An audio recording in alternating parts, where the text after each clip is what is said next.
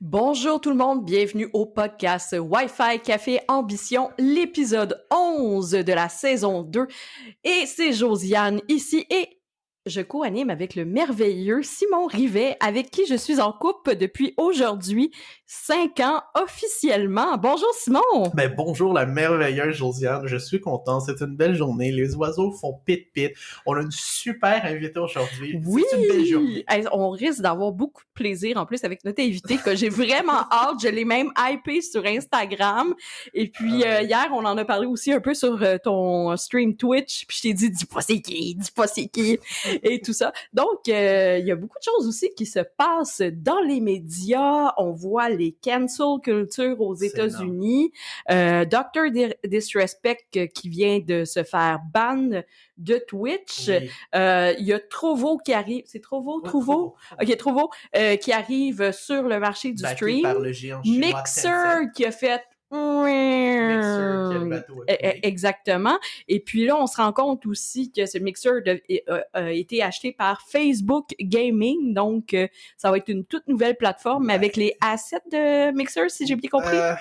Ouais, le deal n'est pas encore super public, il n'est pas encore complètement clair, on ne sait pas tous les détails, mais la plupart des détails vont venir. Qu'est-ce qu'on sait, c'est que tous les créateurs qui étaient sur Mixer, leur account et puis je pense leur following va être transféré sur Facebook Gaming, mais personne semble bien aimer Facebook Gaming. Exactement. Puis aujourd'hui, tu sais, tout l'épisode va être destiné à Twitch, mais aussi à TikTok et ces médias qu'on connaît peut-être un peu moins. Nous, on les connaît parce que on travaille dans justement une merveilleuse agence marketing web et avec maintenant son Néo-Média Home Studio. Oh yeah! Yes! Oh yeah. C'est le premier épisode qu'on tourne dans le Home Studio, justement. La seule chose qui reste à faire, c'est mettre les pads acoustiques sur les murs. Fait que si ça sonne un peu écho, c'est pour ça. Mais sinon, on est dans le nouveau studio, c'est officiel. Oui, c'est officiel. Fait qu'on fait, tu sais, il y a Walt Disney Home Studio. Ben, maintenant, on a Néo-Média Home Studio.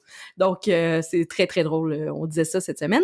Et parlant de, tu sais, tout ce qui se passe au niveau de Twitch et du marketing d'influenceurs, sur le podcast de Bruno Guglielmetti, Mon Carnet, qu'on peut écouter sur SoundCloud, et où est-ce que j'ai eu une mention dans le dernier épisode de vendredi 3 juillet.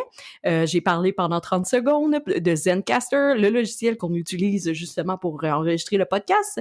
On parlait du marketing d'influenceurs et des stats avec Social Bakers, qu'il y avait une descente de 37% des hashtags ads durant le confinement et la pandémie. Il y a pas mal de choses qu'on va parler de ce podcast-là, ça va être vraiment intéressant. Exactement. Donc, intro.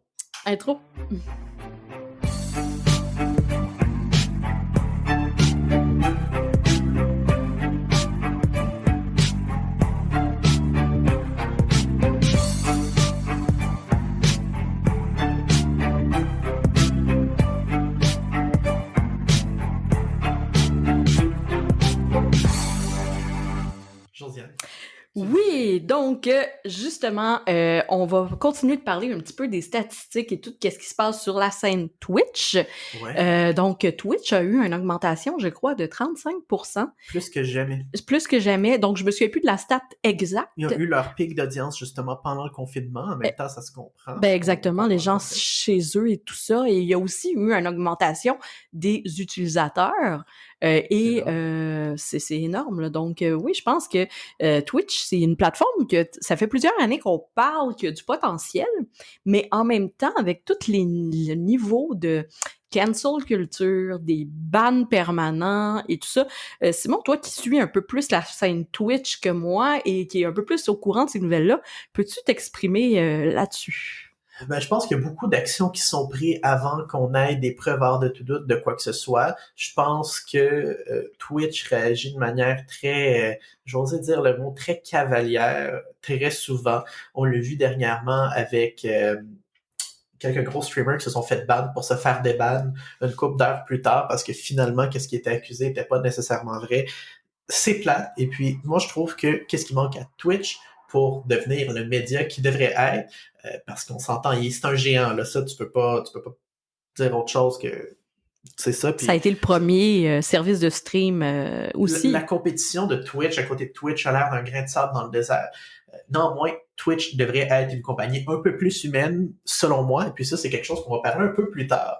Ça va être quelque chose parce que notre invitée aujourd'hui est pas mal au courant de ce qui se passe sur Twitch. Oui, puis elle est humble, puis mais aussi elle est oh my god, je pense que je l'adore, elle est fun, et vraiment j'ai un girl crush. Pour vrai, un girl crush d'influenceur, je trouve que c'est une belle impact positive pour plein de choses, et puis on va revenir plus tard avec notre invité. D'après moi, c'est aussi clairement la streamers québécoise francophone avec la plus grande croissance récente sur Twitch et sur TikTok, qui a su s'adapter à TikTok à la perfection. Ah oui, exactement, puis qui fait tous les conseils qu'on dit aux clients de faire, puis qu'ils font pas. Mais qu'elle, elle le fait. Oui, elle le fait, c'est ça. Tout ce qu'on dit à nos clients qu'eux font pas, elle le fait, et puis elle est une étude de cas géniale pour dire « Hey, ça fonctionne. » Exactement. Donc oui, est-ce que je la présente tout de suite ou... Vas-y, OK. Sa musique, ça t'écœure, parce qu'elle s'approche. Parfait. Donc, nous allons parler avec la streameuse Twitch par excellence, l'ambassadrice du Québec sur la scène Twitch, une femme fantastique qui est aussi ingénieure en logiciel, et que de jour elle travaille et que la nuit elle devient streameuse Twitch, qui a eu des partenariats avec l'Auto-Québec. Et sans plus tarder, Valérie Vézina, a.k.a. Madame Zoom!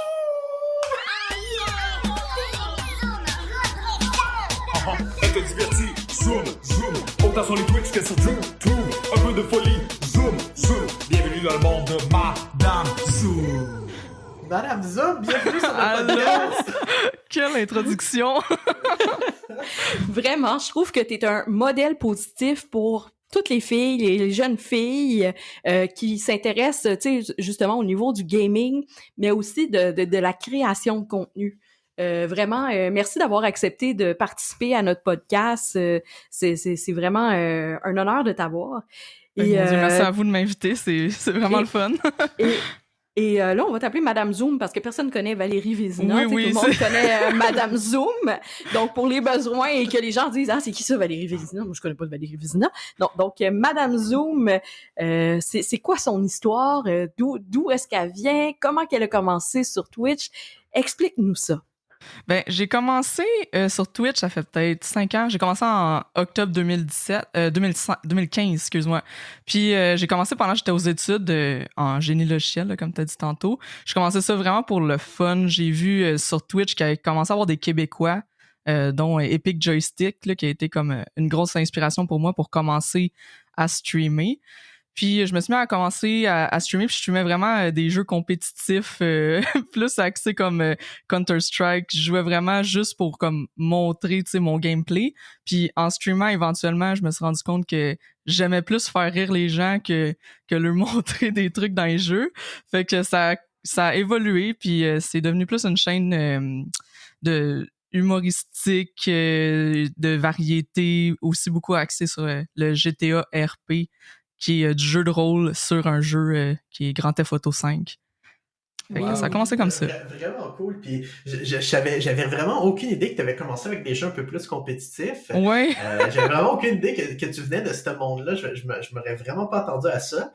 Puis c'est le fun que tu as vécu les deux mondes. Puis je suis tellement d'accord avec toi que c'est tellement plus agréable streamer justement quelque chose qui est plus le fun, qui est plus relax, que de justement toujours, je vais prendre l'expression en anglais, que toujours tryer sa vie. Vraiment, vraiment. Moi, je trouve justement le meilleur. Moi-même, j'ai fait du stream, j'en fais encore une fois de temps en temps sur Twitch, puis le jeu le plus le fun à streaming, de loin vraiment que j'ai le plus de fun, qu'il y a le plus d'interaction avec les viewers, c'est justement du GTRP parce que les gens, c'est comme s'ils écoutaient une série télé, là, comme tu sais, même pendant un bout de temps, je faisais comme dans le dernier épisode, puis résumé de qu'est-ce qui se passait. C'était vraiment cool. Puis moi, je venais faire des apparitions une fois de temps en temps à sa conjointe. Oui, Josiane faisait la femme de Simon Barnes, genre au téléphone, genre.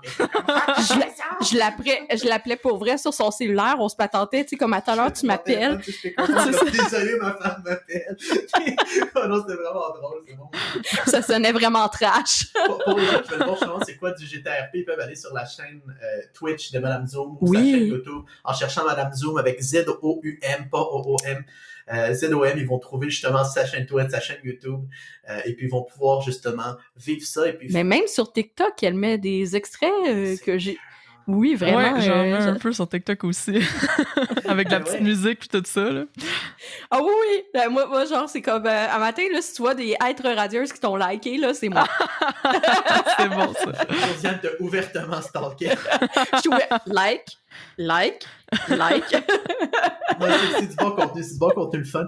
Puis, justement, dernièrement, TikTok, c'est à peu près 50 000 followers en 1 mois, 2 mois. Qu'est-ce qui s'est passé? Je comprends pas. Personne comprend qu'est-ce qui s'est passé. Ben, je comprends, mais je veux l'entendre de toi. Qu'est-ce qui s'est passé? Ben, ça fait longtemps que j'ai entendu parler de TikTok. Ça date de l'été passé quand j'étais au podcast de What the Fuck Kev. Il m'avait parlé de TikTok comme étant comme le nouveau réseau à être dessus. Puis après le podcast, j'avais été dessus, j'avais essayé un peu. J'étais comme, ah non, c'est pas pour moi. Tu sais, quand je l'avais essayé, c'était vraiment du monde qui danse, du monde qui font des sketchs. Moi, j'étais comme, ah, ça n'a pas rapport. Je comprends pas comment je peux tourner ça comme à mon avantage. Parce que moi, le but, c'est vraiment d'amener du monde sur Twitch. Mon but premier, c'est de streamer, de jouer en ligne Twitch, devant c'est les le gens. endgame. Exactement. Puis, en avril, j'ai vu un autre streamer qui est Double Blackout, qui est un streamer que je suis vraiment depuis longtemps. Je l'ai rencontré souvent. Puis lui, mettons, il faisait environ du 20 à 30 vues de moyenne par stream. Et en avril, je l'ai vu exploser à plus de 100 vues à tous les soirs. Puis là, je me suis dit, voyons, qu'est-ce qu'il a fait pour exploser comme ça? Puis je suis allé voir et il s'est mis à tout mettre ses clips sur TikTok avec de la musique trendy, puis il en postait 5 par jour. Puis c'est comme ça qu'il a buildé une audience sur Twitch. Fait que quand j'ai vu ça, je me disais, OK, mettre des clips, ça fonctionne. J'embarque. J'étais allé voir Epic Joystick justement. J'ai dit, hey, on essaye ça. On se donne un défi, 1 mois. Un clip un TikTok par jour, puis après 1 mois, on verra qu'est-ce que ça a donné. Tu sais, on n'a rien à perdre parce que c'est déjà du contenu qu'on a, faut que le mettre sur la plateforme, tu sais. Puis en 1 mois, ça l'a explosé pour nous deux. Et moi, encore plus par rapport à Twitch, j'avais vraiment un bon following qui venait sur mes Twitch aussi. Puis j'ai commencé à mixer ça avec des petits sketchs plus trendy de TikTok. Je me suis mis à écouter du TikTok à tous les jours, plus qu'1 heure par jour en me couchant, en me levant, à essayer de comprendre l'algorithme, à regarder des vidéos de stratégie TikTok. Et ça s'est mis à exploser. Et là, j'ai plus que... Oui, vas-y. Ah non, excuse-moi. Non, ça a juste explosé. J'ai plus que 60 000 abonnés, puis ça a aussi augmenté sur Twitch. J'ai fait plus que 15 000 sur Twitch en 2 mois. Là. Ouais. C'est vraiment énorme. Fait, en gros, en 2 mois, t'as fait ce que t'as fait en genre 3 ans. Ouais, même plus, là. J'avais même pas atteint 10 000 abonnés quand j'ai commencé TikTok. Fait que ça a vraiment explosé. En gros, que ce soit pour un créateur de contenu ou pour une marque, TikTok n'est pas à négliger parce que tellement souvent, dernièrement, on est dans des meetings puis les gens sont comme « Ah, TikTok, c'est pas sérieux! ça vaut pas la peine! » C'est vraiment une plateforme qui est facile de se faire découvrir et c'est facile d'en prendre l'avantage puis de le tourner vers le genre de branding qu'on a envie d'avoir parce que toutes les trends TikTok, c'est facile de trouver un sujet qui se transpose bien avec notre domaine. Comme moi, par exemple, je fais des TikTok surtout par rapport à Twitch, par rapport à GTA RP, par rapport aux jeux vidéo en général. Même, j'ai commencé aussi par rapport à la technologie parce qu'il y a une nouvelle section dans TikTok qui est apprendre. Oui! Puis ça, j'ai beaucoup regardé comment se rendre dans cette section-là. Puis c'est justement en faisant des TikTok plus tutoriels pour apprendre quelque chose. Fait que je me suis mis à faire des TikTok, voici mon setup audio, voici c'est quoi, comment je fais pour streamer à 2 PC. J'essaie d'introduire tout ça à travers mes TikTok, là. 2 PC pour streamer? Ouais, j'en ai un dans le fond qui sert juste à jouer.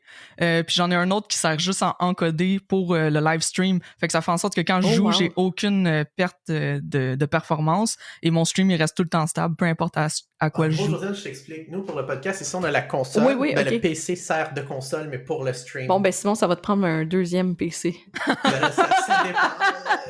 C'est pas nécessaire au début, là. Tu sais, moi, c'est mon vieux gaming PC que j'ai transformé en streaming PC. Tu sais, c'est pas... Les gens font.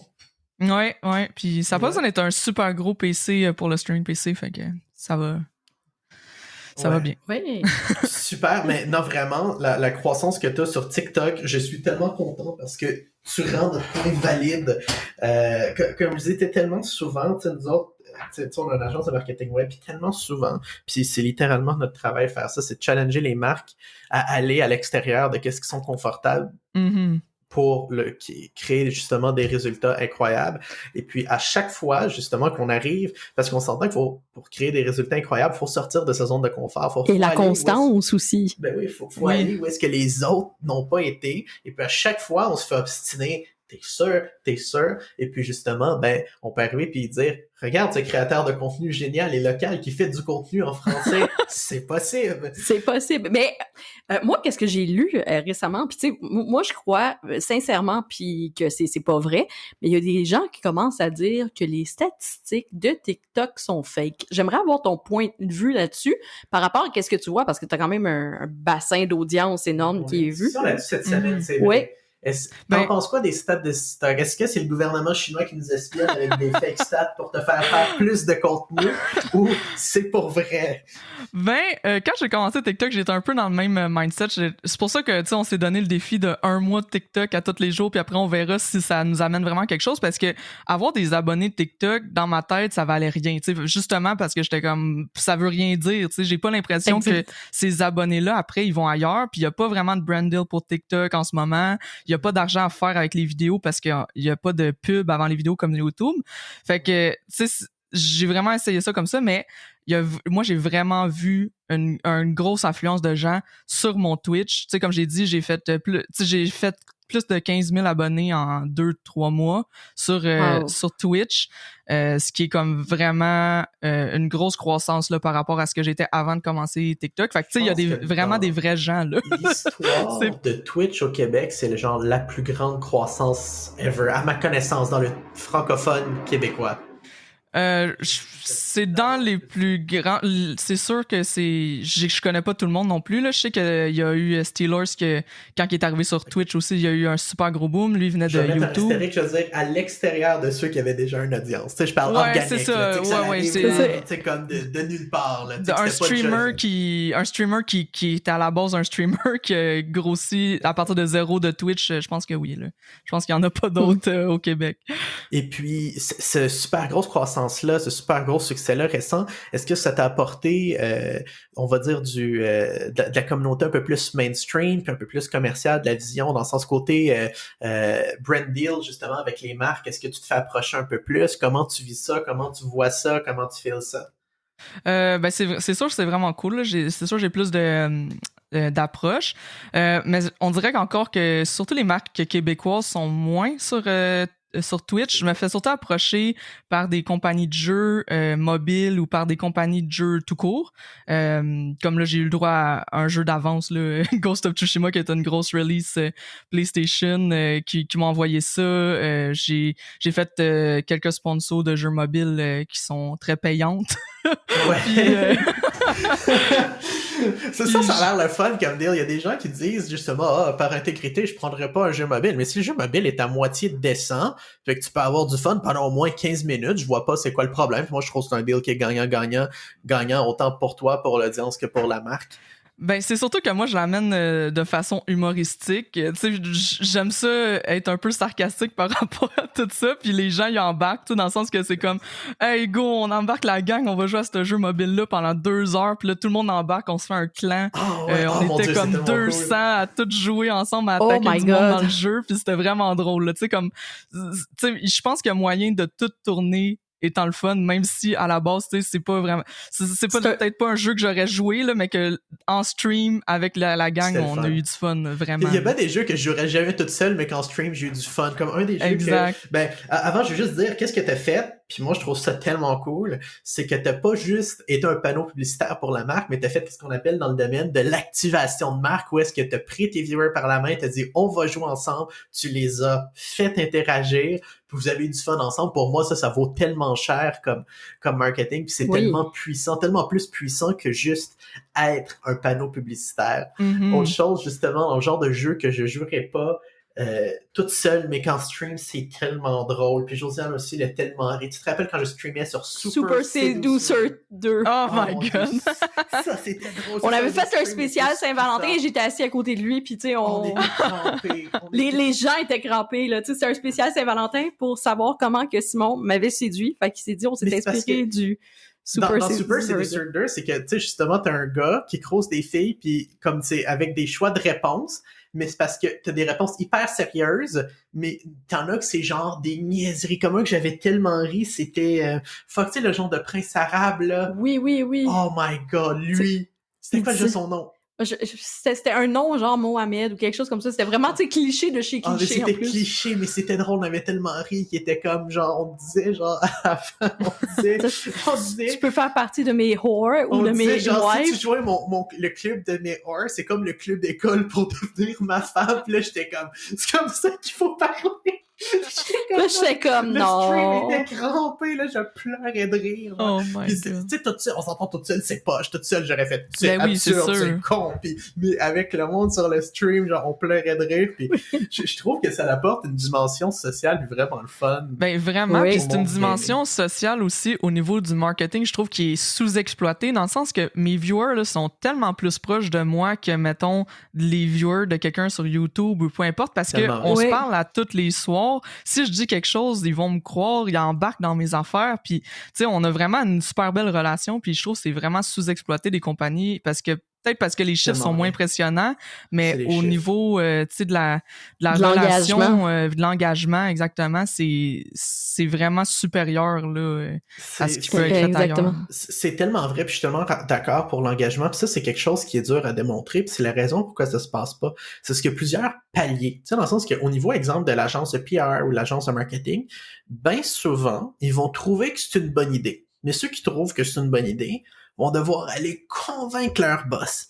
Puis après ça, leur boss va devoir aller, plus souvent qu'autrement, aller à la compagnie, puis convaincre, je veux pas être méchant, mais convaincre une tête blanche qui a aucune idée de c'est quoi c'est Twitch, qui pense que les jeux vidéo c'est une niaiserie puis que c'est pas sérieux, de faire quelque chose qui comprend pas le sens de l'engagement puis que tout ce qui l'impressionne, c'est Des chiffres. 50 000 followers sur Instagram ou 300 000 followers sur Instagram. Puis on Lui, il est l'a comme, oh, deux chiffres, on va le placer un beau panneau publicitaire. Puis qu'ils comprennent pas, Mhm. justement, l'importance de l'interaction parce que dans son temps, l'interaction dans le marketing n'existait même pas. Non, présentement, le marketing, c'est aussi une expérience sociale. Personnellement, moi, j'en ai parlé hier dans ma formation qui est gratuite et qui est sur YouTube, tu sais, sur la gestion de communauté, mais de la création de contenu pour justement amener de l'engagement dans la gestion de communauté. Et, tu sais, justement, tu sais, d'être interactif, c'est une grande partie du marketing, en plus d'être social en ce moment. Et quand que tu négliges pas ces deux aspects-là, je pense que on le voit aussi avec les créateurs de contenu, là, tu sais. Pourquoi qu'ils se ramassent avec des méga audiences? Ben, c'est ça. C'est Exact. souvent parce qu'ils ont été social et puis un mix qui est explosif, c'est justement de faire quelque chose qui te rend populaire sur la place mainstream ou un move qui te donne un élan de croissance fou, mais qu'à travers cet élan de croissance fou-là, tu restes cool, tu restes terre à terre, tu restes humble, tu continues à interagir avec les gens. Parce qu'à un moment où est-ce que puis ça, on le voit tellement souvent avec des streamers, avec des YouTubers, où est-ce que tout arrête d'être bon pour le créateur, pour les marques puis les viewers.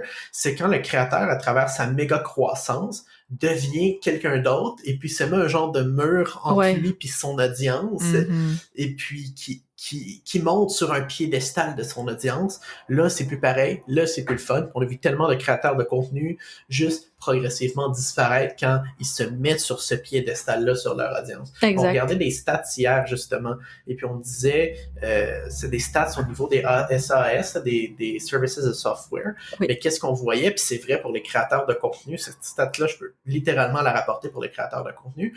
Ça disait que ceux qui ont le plus de succès, c'est ceux qui continuellement, même à travers leur croissance et le temps, continuaient d'interagir avec leur audience, toujours de la même manière, que ce soit une entreprise qui vaut quelques milliers de dollars ou que ce soit une entreprise de centaines de millions de dollars. C'est ceux qui interagissent constamment et puis qui, j'ai le nom en anglais, qui nurture, qui entretiennent cette relation-là.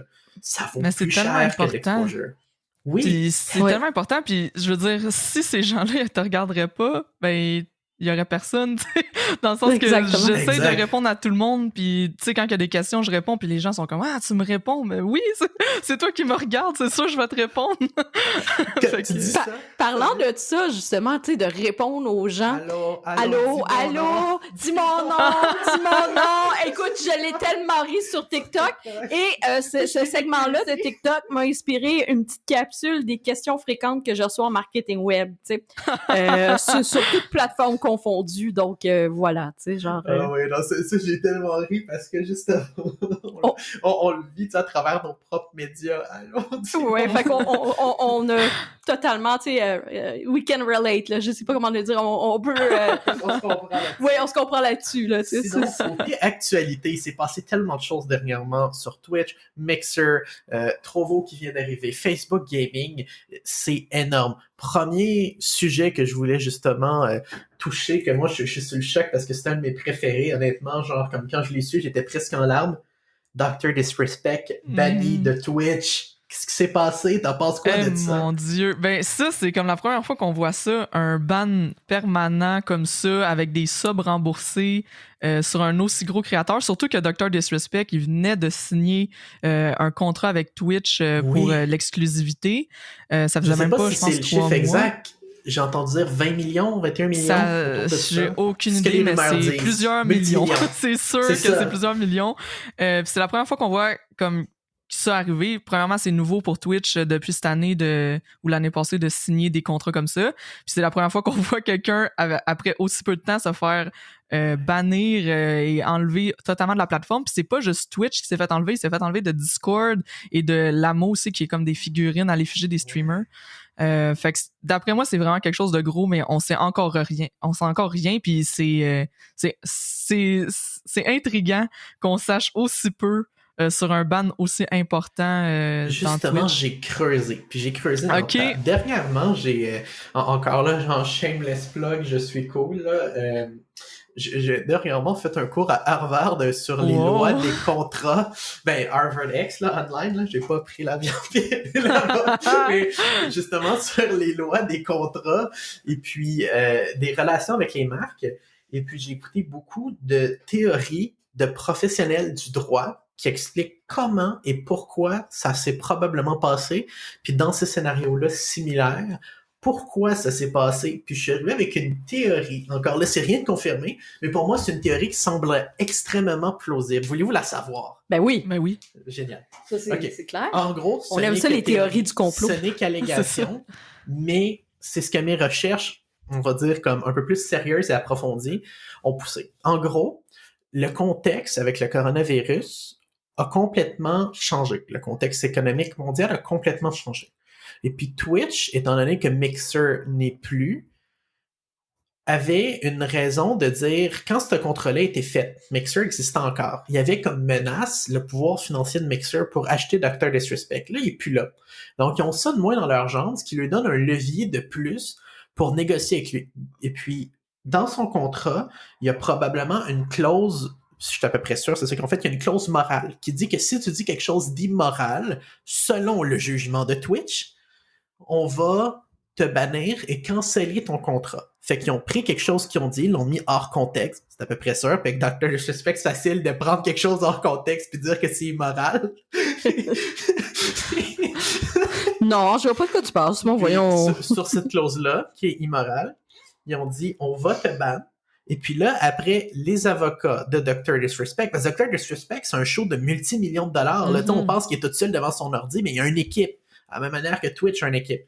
Donc, les avocats de Dr. Disrespect ont été parlés aux avocats de Twitch qui ont dit « Hey, what's up? Qu'est-ce qui se passe? » Puis là, Twitch dit « Ben, il est arrivé telle chose, c'est horrible et c'est immoral selon nous, mais vu que c'est pas si immoral que ça, on est prêt quand même à renégocier le contrat. Mais vu qu'il a dit quelque chose d'immoral, ça vaut plus 20 millions, ça vaut 10 millions. Et puis là, ils ont ouvert les négociations à rediscuter pour le contrat. Parce que vu qu'il y avait un contrat unique, dans le fond, avec Twitch, un ban permanent par rapport à son contrat ne veut pas dire grand-chose parce que c'est pas une entente dans le fond du Term of Services, c'est une entente qu'il y a directement avec Twitch. Fait que techniquement, s'il y a une nouvelle entente qui est faite, l'ancienne s'annule et puis il n'est plus permaban techniquement. Fait que Mais en plus, il avait probablement- pas été banni un peu plus tôt cette année parce qu'il avait twitché dans les toilettes ou l'année passée. exactement. Ouais. Ouais, c'est ça, tu sais, c'est comme Mais spécial. qu'est-ce qui va arriver? C'est que dans quelques semaines ou quelques mois, il va revenir sur Twitch, puis on saura jamais qu'est-ce qui est arrivé. Parce que si on le sait, ça va poser préjudice à Dr. Disrespect et à Twitch pour l'avoir instauré. Mais d'après moi, c'est juste une question de pouvoir de négociation de Twitch, puis de Exact. réouverture de discussion.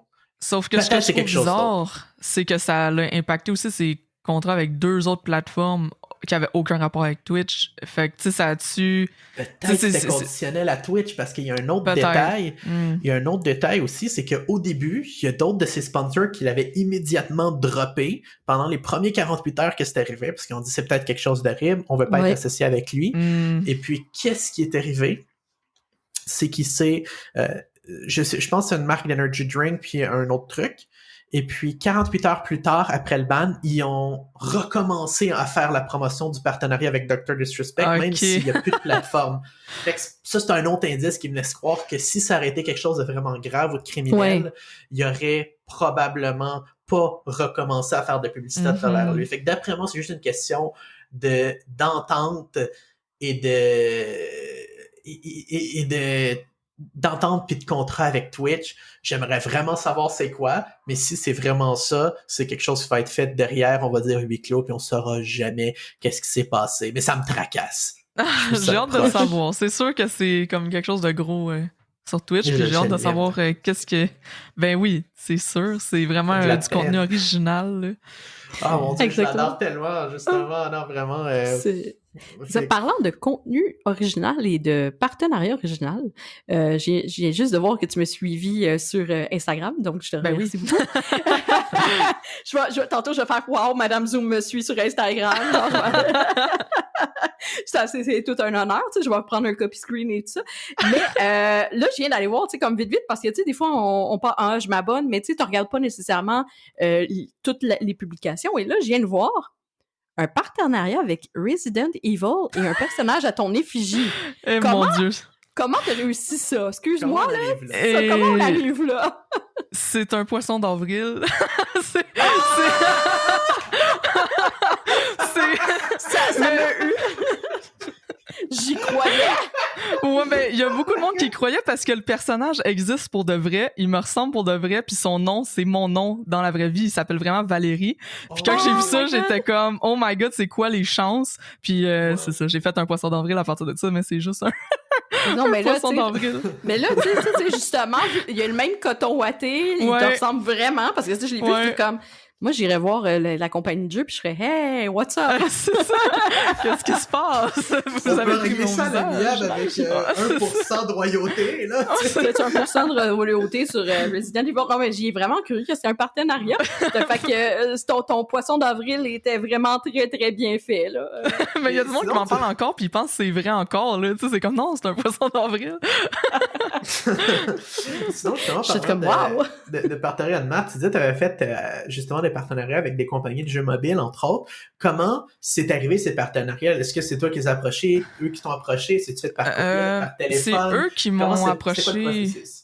C'est eux qui m'ont approché par courriel, puis en fait, c'est une compagnie d'alerte Twitch, là, c'est Stream Element, qui ont apparemment des contrats comme ça pour Twitch, et ils set up tout au complet, c'est vraiment le fun, là, tu sais, ils fournissent les alertes Stream Element, il y a quelqu'un qui est tout venu me setuper mon stream, puis c'est comme j'avais juste à streamer après, puis tout était déjà tout fait. Fait que c'est eux qui m'ont approché, puis c'est eux les autres sponsors mobiles aussi que j'ai eu, c'était eux aussi. C'est excellent tout Stream Element. Dans le fond, une plateforme qui connecte les streamers avec les marques. Exactement. Exactement. C'est intéressant. Stream Element, en gros, je pense que ça permet de faire des odds, ça, je me trompe. Stream Element, c'est un peu comme Streamlab, là, tu sais, c'est les deux gros. Dans le fond, c'est que ça permet d'avoir tes alertes sur Twitch, là, fait que quand quelqu'un s'abonne ou quand quelqu'un fait un don, ben ça pop sur ton stream via ces services-là. Puis toi, t'es-tu plus Team Stream Element, Streamlab ou OBS tout court? c'est le fun que tu me demandes ça parce que avant j'étais Streamlab, puis la raison pourquoi j'étais Streamlab, c'était parce que quand j'ai commencé, c'était juste Streamlab qui existait ou qui était vraiment populaire. Ouais. Puis quand j'ai fait mon sponsor avec les gars de Stream Element, j'ai été obligé d'essayer la plateforme, puis j'ai fait des recherches et tout ça, puis j'ai appris que Stream Element, il y avait une façon de protéger contre les chargebacks. Les chargebacks, c'est quoi? C'est quand que quelqu'un fait un don via PayPal, il peut demander de se faire rembourser, puis non seulement, tu sais, faut le rembourser, mais en plus, on a des frais de PayPal de 20$ à chaque remboursement. Fait que, tu sais, si, mettons, la personne a fait $1 de don, puis elle le demande son dollar, ben, toi, tu payes 21, tu sais, tu redonnes sa pièce plus le 20. C'est frustrant, puis, ça. exactement. Puis Stream Element, ils ont un système de blacklist que quand une personne, peu importe le stream qui fait un chargeback, est bloqué à vie de faire un don via Stream Element, fait que ça te protège le streamer. Fait que quand j'ai su ça, j'ai tout changé mes choses pour Stream Element, puis la plateforme nice. est super cool. Ouais. Je connaissais pas ça de Stream Element. J'avais essayé Stream Element une fois.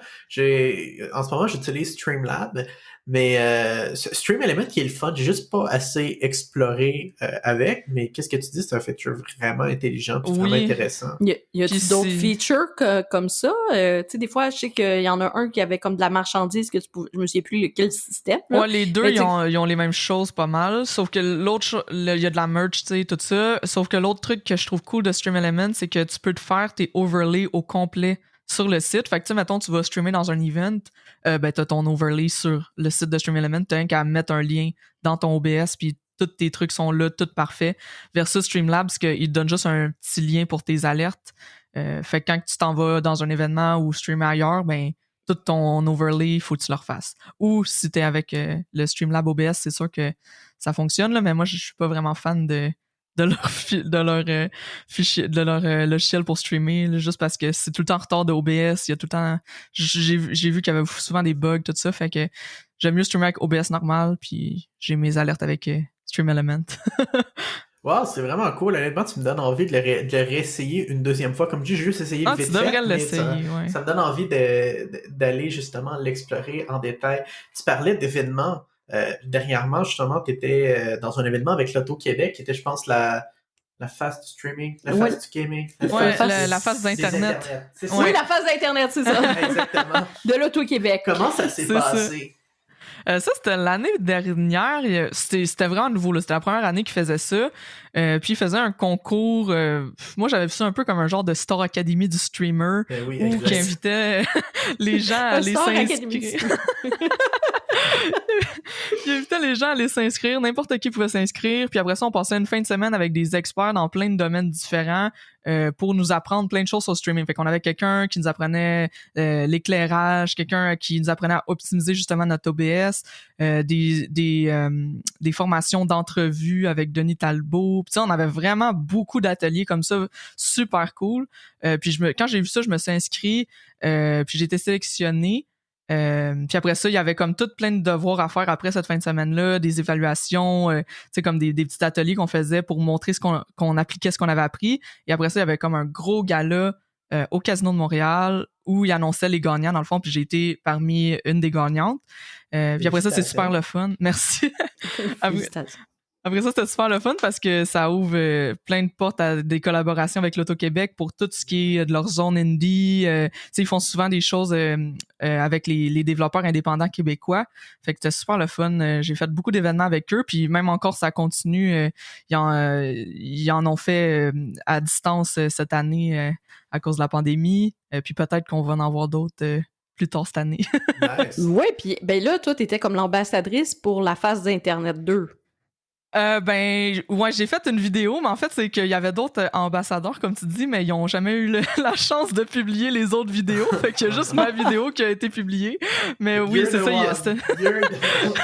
C'est que cette année, ils étaient censés faire une deuxième édition, puis malheureusement, à cause de la pandémie, ils n'ont pas pu la faire. Exactement. Fait que là, ils en ont fait... Pandémie cancel everything, genre. C'est ça. Fait que la phase 2 a été cancellée, mais... ils l'ont fait un peu online. La faute au cancel culture, ça. C'est ça. Cancel culture, cancel everything. Là, c'est rendu là.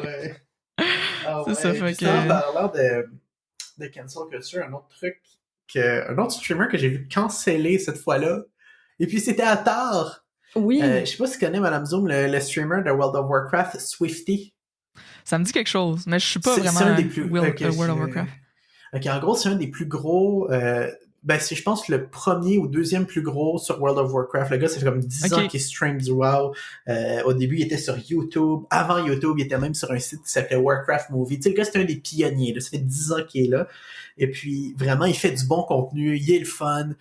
Il est vraiment le fun. Puis, la semaine passée, à peu près en même temps que Dr. Disrespect, il s'est fait ban de Twitch. Oh my God. Lui aussi. Et puis, la raison, c'était complètement fou. Puis je pense que Twitch a été trop vite sur le piton. En même temps, je comprends qu'il voulait se protéger de whatever, parce que je pense qu'il y avait un deal spécial avec Twitch, un peu en manière que Dr. Disrespect. Et puis, en gros, il y avait quelqu'un qui avait fait un post anonyme sur Reddit qui disait, il y a 10 ans de ça dans un club, je crois que le streamer Swifty me pogne le cul.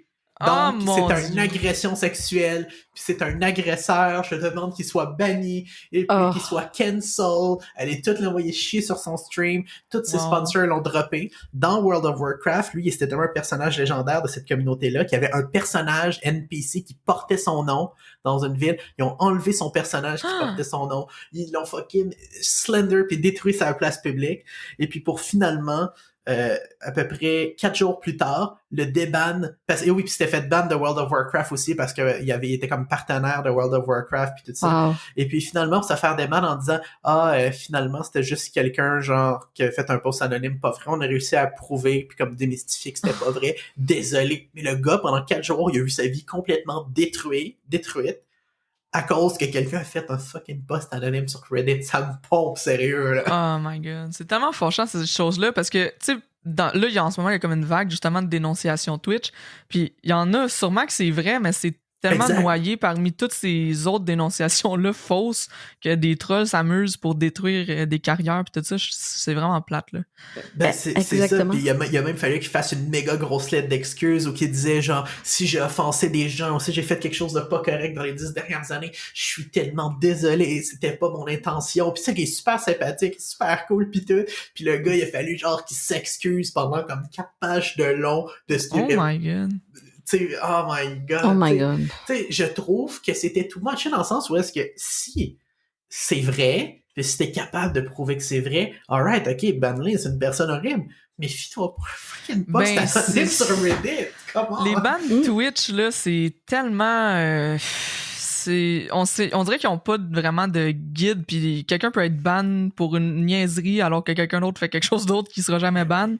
Puis c'est plate pour ça, vraiment, là. Puis je trouve que avec justement les mouvements de dénonciation puis tout ça, je trouve que Twitch a pris peut-être trop de place là-dedans, dans le sens que si l'action s'est pas passée sur ta plateforme, si t'as pas de preuves, s'il y a pas d'action, tu sais, légale ou peu importe, pourquoi tu prends de l'avant, tu sais, parce qu'il arrive des choses comme ça, puis peut-être qu'il y a des gens qui se sont fait ban, qui ont moins de ressources que ce streamer-là, qui se sont fait ban à tort, tu sais. C'est plate pour ça. Ben oui, c'est ça. Autre chose, justement, un autre streamer encore là de WoW, c'est vraiment juste une coïncidence, un autre streamer de World of Warcraft, qui a été pris, je pense aussi à travers le cancel culture. Il se faisait bâcher pour quelque chose, il s'est suicidé il y a à peu près 2 jours de ça, 3 jours.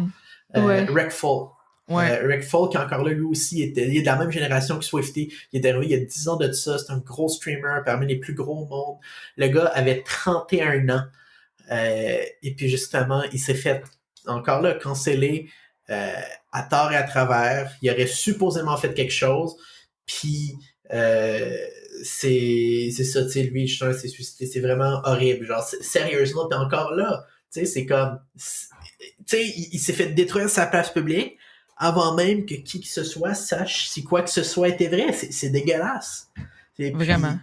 Ça, j'aimerais que les compagnies arrêtent de jouer au justicier social. Ça, je trouve ça dégueulasse. C'est pas à eux d'être le juge de quelque chose. Si quelque chose a été jugé par le système qu'on a dans la société comme quelque chose de pas correct, quelque chose d'horrible, quelque chose qui devrait pas être fait, puis quelque chose qui devrait être puni par la loi, je suis d'accord, cancellez cette personne-là, bannissez-la, faites ce que vous en voulez, le système va s'occuper de la réinsérer dans la société ou non, d'une manière juste, puis social, whatever. Mais là, que tout le monde veut jouer au justicier social, puis veulent, autant les marques que les individus, être le juge de quelque chose, mais aussi être la personne qui va donner le punishment pour quelque chose, puis décider ça, c'est too much. Puis ça me fait penser à un point, puis tu vas pouvoir nous répondre, Madame Zoom.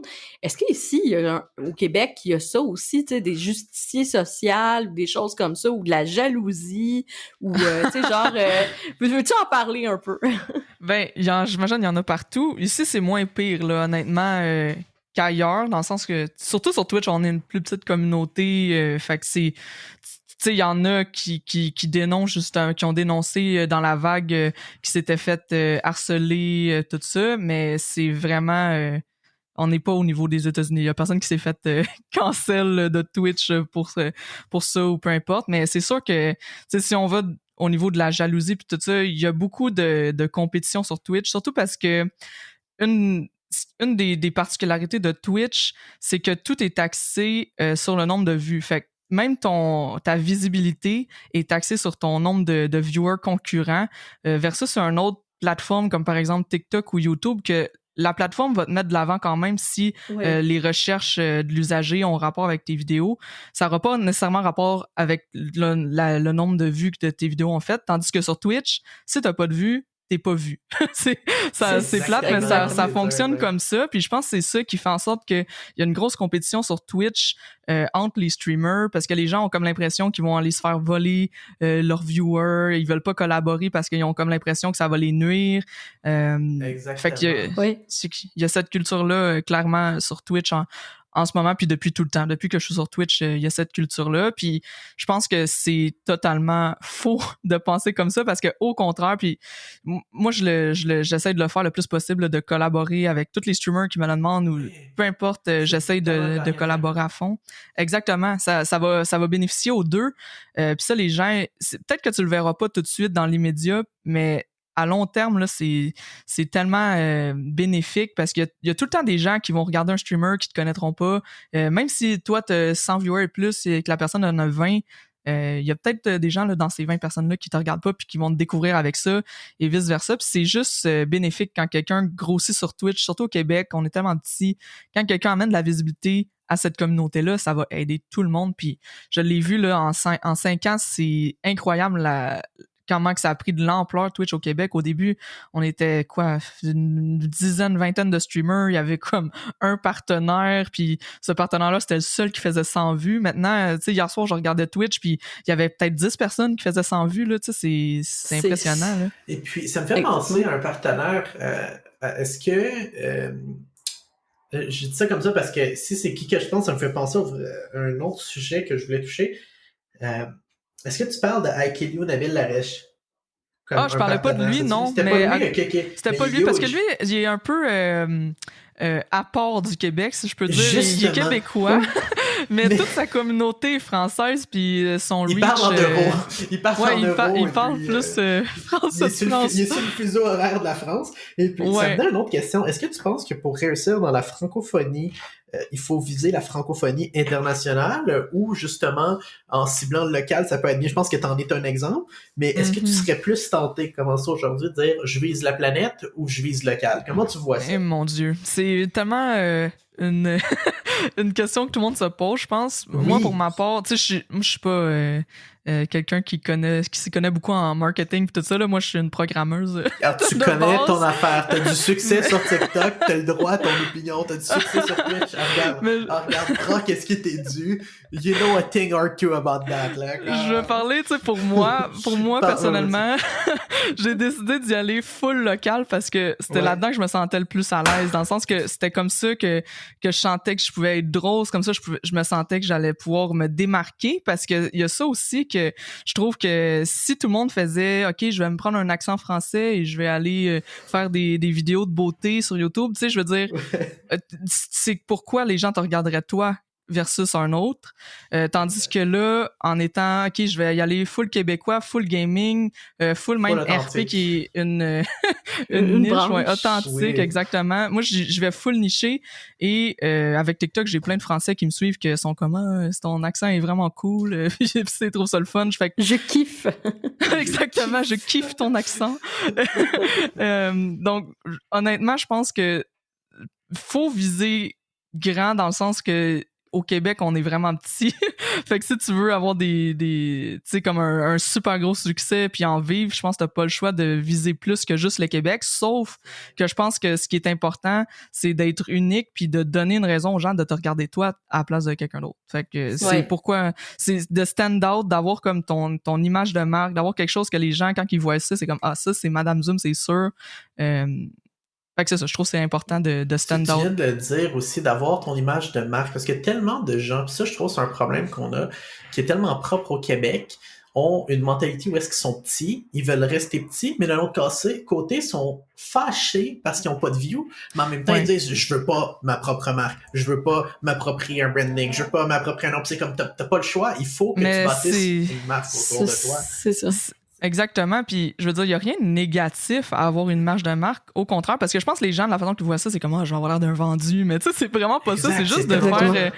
tu sais, comme quelqu'un qui regarde quelque chose, je sais pas comment expliquer, mais il faut que quand la personne voit quelque chose, elle puisse l'associer à toi très facilement, ou quand qu'elle entend ton nom, elle sait que c'est toi, ou tu sais, comme il y a un truc aussi que j'avais entendu à télé il y a beaucoup d'années, c'est si quelqu'un regarderait ta silhouette dans un ombre, est-ce qu'elle pourrait savoir que c'est toi? Est-ce qu'il y a quelque chose qui stand out de ta personne que t'es capable de... c'est une belle analogie, ça.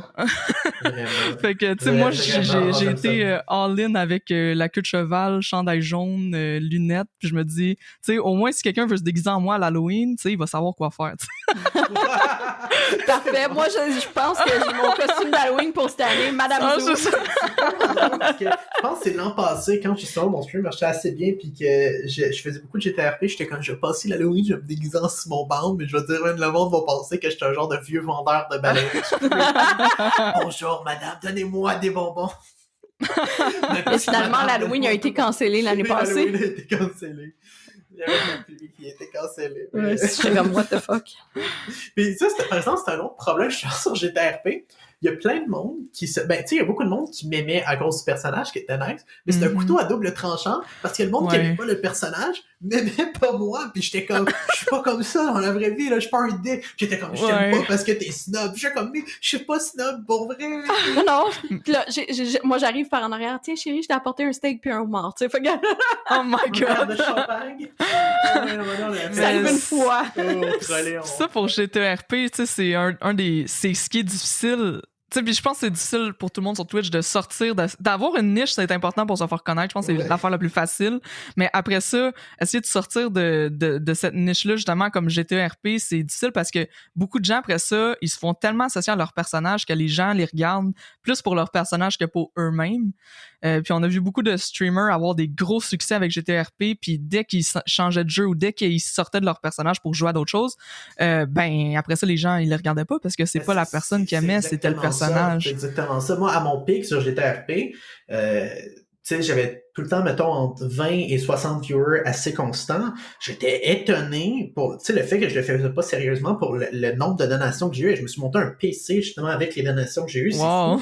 C'est fou. Puis, tu sais, avec l'interaction que j'avais, puis le monde qui venait, puis qui voulait voir la suite de l'histoire de mon personnage. Puis justement, dès qu'à un moment donné, j'ai fait comme, tu sais quoi, il y a trop de drama sur la communauté 5M, temporairement, c'est lourd, parce que, tu sais, je pense que la plupart des viewers vont pas comprendre ça, mais toi, tu vas le comprendre. C'est que je trouve que, mentalement, GTRP, à un moment donné, ça peut devenir lourd, parce que, tu sais, je pense que tu passes à travers beaucoup de stades sociaux puis émotionnels dans une très courte période de temps.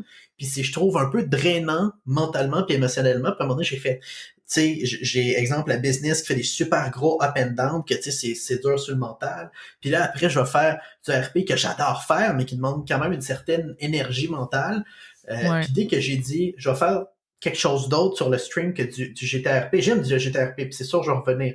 Ben là, j'ai passé justement de 20 à 60 viewers à peu près tout le temps à 2-3, 2-3. Puis les 2-3, ils viennent dire « Allô, quand C'est tu veux comme faire du RP. RP. » C'est comme Ouais, RP. c'est ça. C'est ça. Ça aussi, je l'ai vu sur TikTok d'une certaine Madame Zoom. C'est ça. Mais tu sais, c'est sûr que les gens après ça, tu sais, mais tant mieux si les gens aiment le RP, tu sais, moi aussi Ben, j'aime c'est ça, ça, puis exact. c'est le fun qu'ils me suivent pour Exactement. ça. Sauf que tu sais, c'est sûr que c'est un défi vraiment de réussir à que ces gens-là aiment aussi les autres choses que je fais. Puis tu sais, j'essaye plusieurs choses, là, comme par exemple, j'essaie de commencer mes lives avec le GTRP, puis après ça, hop, on va aller essayer un autre jeu, puis là, tu sais, les gens, au moins, ils apprennent, tu sais, ils sont déjà là, fait qu'ils apprennent à apprécier d'autres choses, puis avoir un peu plus de ma vraie personnalité plus que la personnalité de mon personnage. Oui, Fait que- Sandra Gagnon. Sandra. Justement, parlant de partenariat avec d'autres créateurs de contenu, j'ai vu aussi dernièrement, tu as fait des trucs avec Kinomazing, qui est super populaire au niveau du côté anglophone de Twitch. Parle-moi de ça, comment c'est arrivé? Comment vous avez bâti cette relation-là? Ça sort d'où? Ben, c'est drôle parce que Kinomazing, je savais pas, mais elle me suivait avant qu'elle commence à faire du RP. Ça, Wow. c'est drôle. Dans le sens que quand que j'ai commencé à faire du RP, c'était en 2017, puis ça venait de commencer GTRP, puis Kina, je pense, elle me suivait même avant que je commence à faire du RP. Puis elle s'est mise à en faire, mais elle du côté anglophone, puis moi j'étais plus du côté français. Il y avait pas vraiment de RP québécois au début, là, c'est là 3 ans quand ça a Ouais. commencé. Puis elle Il y avait avait un serveur. J'étais là, je me souviens, ça s'appelait Québec Crew. Il y avait un serveur. oui, avec puis il y Québec avait- Crew. Au Ouais. début, il y avait juste un truc à faire, c'était une job, genre dans le jeu, là, c'était camionneur. Fait que c'était des gens qui apportaient des camions à l'autre bout de la map, puis les bandits qui essayaient de l'arrêter, puis c'était juste ça comme sans arrêt. T'avais des policiers qui arrêtaient les bandits, qui arrêtaient les camions, puis les gens qui conduisaient les camions, puis les bandits qui essayaient de les attraper, mais c'était que ça. Oh mon Dieu. Mais c'était le C'est- début du RP, là. Oui. C'était... On est C'était ailleurs, vraiment maintenant. révolutionnaire, là. Moi, je Non, capotais, j'étais comme Ouais. j'interagis avec des gens. Ouais, déjà, quand il y a le mot Québec, je sais pas, il y a cette culture-là aussi sur tout ce qui est gaming, tu sais, QC Cowboy ou, Ouais. tu sais, c'est tout le temps, tu sais, genre comme Québec, genre, Ouais. oui, on comprend que, tu sais, le Québec est carrément différent, tu sais, on est la seule francophonie dans un océan anglophone, parce que, tu sais, il y a les États-Unis, il y a le Canada, mais à un moment C'est donné... toujours façon, la seule place ouais, au monde qui exactement. porte Québec dans le nom partout, genre, Eh. d'un côté, j'hésite Exactement. en être fier ou en malaisé, je suis comme, oh god, genre, parce qu'à chaque fois, genre, c'est du monde qui sont juste genre too much, genre. Actuellement, je suis comme, oh. Puis c'est pour ça qu'on les appelle, nous autres, on a fait en joke, c'est genre, on les appelle les Québec Cowboys. Ouais, c'est ça, les Ok. QC Cowboy. Ouais. Ça, c'est comme, my God, là, tu sais, genre...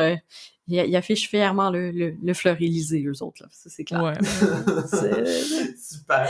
Puis, ouais, Parlant je de veux dire, collaboration aussi, tu sais, puis ça, c'est une question, parce que, tu sais, moi et Simon, tu sais, on gère un podcast ensemble, on gère en tant que couple aussi, une entreprise. Mais toi, maintenant, ton copain, Névrose Ouais. Live, est rendu sur Twitch. Comment vous Ouais. gérez ça? Ben, honnêtement, il a été sur Twitch avant moi, mais il streamait pas. Il était juste super impliqué dans la communauté, il était modérateur. Puis c'est comme ça que je l'ai rencontré, en fait. Hein. Je l'ai rencontré sur Twitch, là, comme 4 ans, quand quand je venais de commencer à peu près. Puis il m'a toujours aidé, tu sais, avec ma chaîne, il me conseillait, tout ça. Puis avec le confinement, il a décidé de commencer à streamer. Puis ça a super bien été, ses affaires là, avec Animal Crossing. Il s'est fait sa communauté à lui, beaucoup de françaises sur son stream. Puis c'est vraiment le fun. Je suis vraiment fier de lui. Pas des Français, beaucoup de Françaises. De françaises, oui. Puis qu'il Oui. le trouve cute, hein? Ouais, c'est ça. Il y a beaucoup de « Ah, t'es cute, t'es beau. » Oh my god. Est-ce que ça te rend jalouse de voir ça? Non, non, j'en fais un meme parce que je trouve ça drôle, mais vraiment pas. J'ai vu, c'est vraiment drôle sur Oui, TikTok. c'est Pour ceux qui ouais, veulent c'est- voir ça sur TikTok, Oui, c'est oui, vraiment, le drôle. contenu ton contenu sur TikTok, là, genre, tu sais, c'est comme, tu sais, genre, vraiment, Ouais. tu sais, moindrement que tu connais un petit peu la scène du gaming ou de la création de contenu ou, tu sais, dans cet univers-là, c'est très drôle. Autre topic. Mixer, la fin de Mixer, t'en penses quoi? T'as vu quoi? Comment tu vis ça? Comment tu vois ça? Quand j'ai vu que Mixer commençait à lever, c'est sûr que, tu sais, on regarde ça du coin de l'œil. Du côté français, il y avait pas beaucoup de choses, vraiment. Là, c'était plus Non, côté américain que ça se passait. Fait que, tu sais, j'ai quand même... Tu sais, La On se crée communauté, notre c'est compte, vraiment on regarde. US puis Australie. Étonnamment, il y avait vraiment beaucoup de monde ok. d'Australie là-dessus. Hein?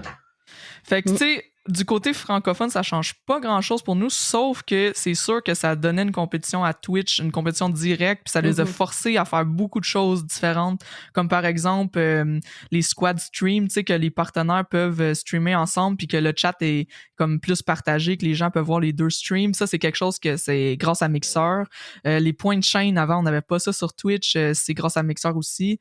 Fait qu'il y a beaucoup de choses. Les points pour les abonnés aussi, tu sais, quand tu regardes continuellement. Ouais, c'est ça, les points de chaîne, c'est ça que je voulais dire. OK.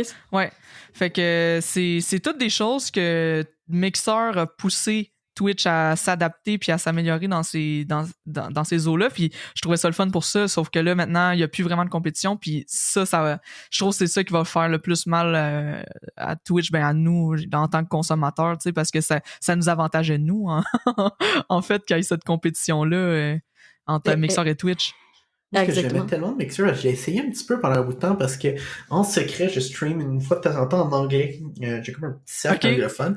Puis à un moment donné, Mixer m'a tenté, puis j'ai pas grand-chose à perdre sur Twitch. C'est pas comme j'avais une grosse audience. Fait que je vais l'essayer pour le fun. Puis moi, ce que j'ai aimé de Mixer versus Zoom, t'avais l'impression que t'étais sur une autre génération de plateforme. Versus Zoom. On parle à Madame Zoom. Excuse-moi, je suis sur Twitch. Streaming, réunion, Madame Zoom, tout ça mélangé. Excuse-moi, je recommence. Pour les réunions, c'est Google Meet, OK? Tellement plus. Ouais, on est team Google Meet.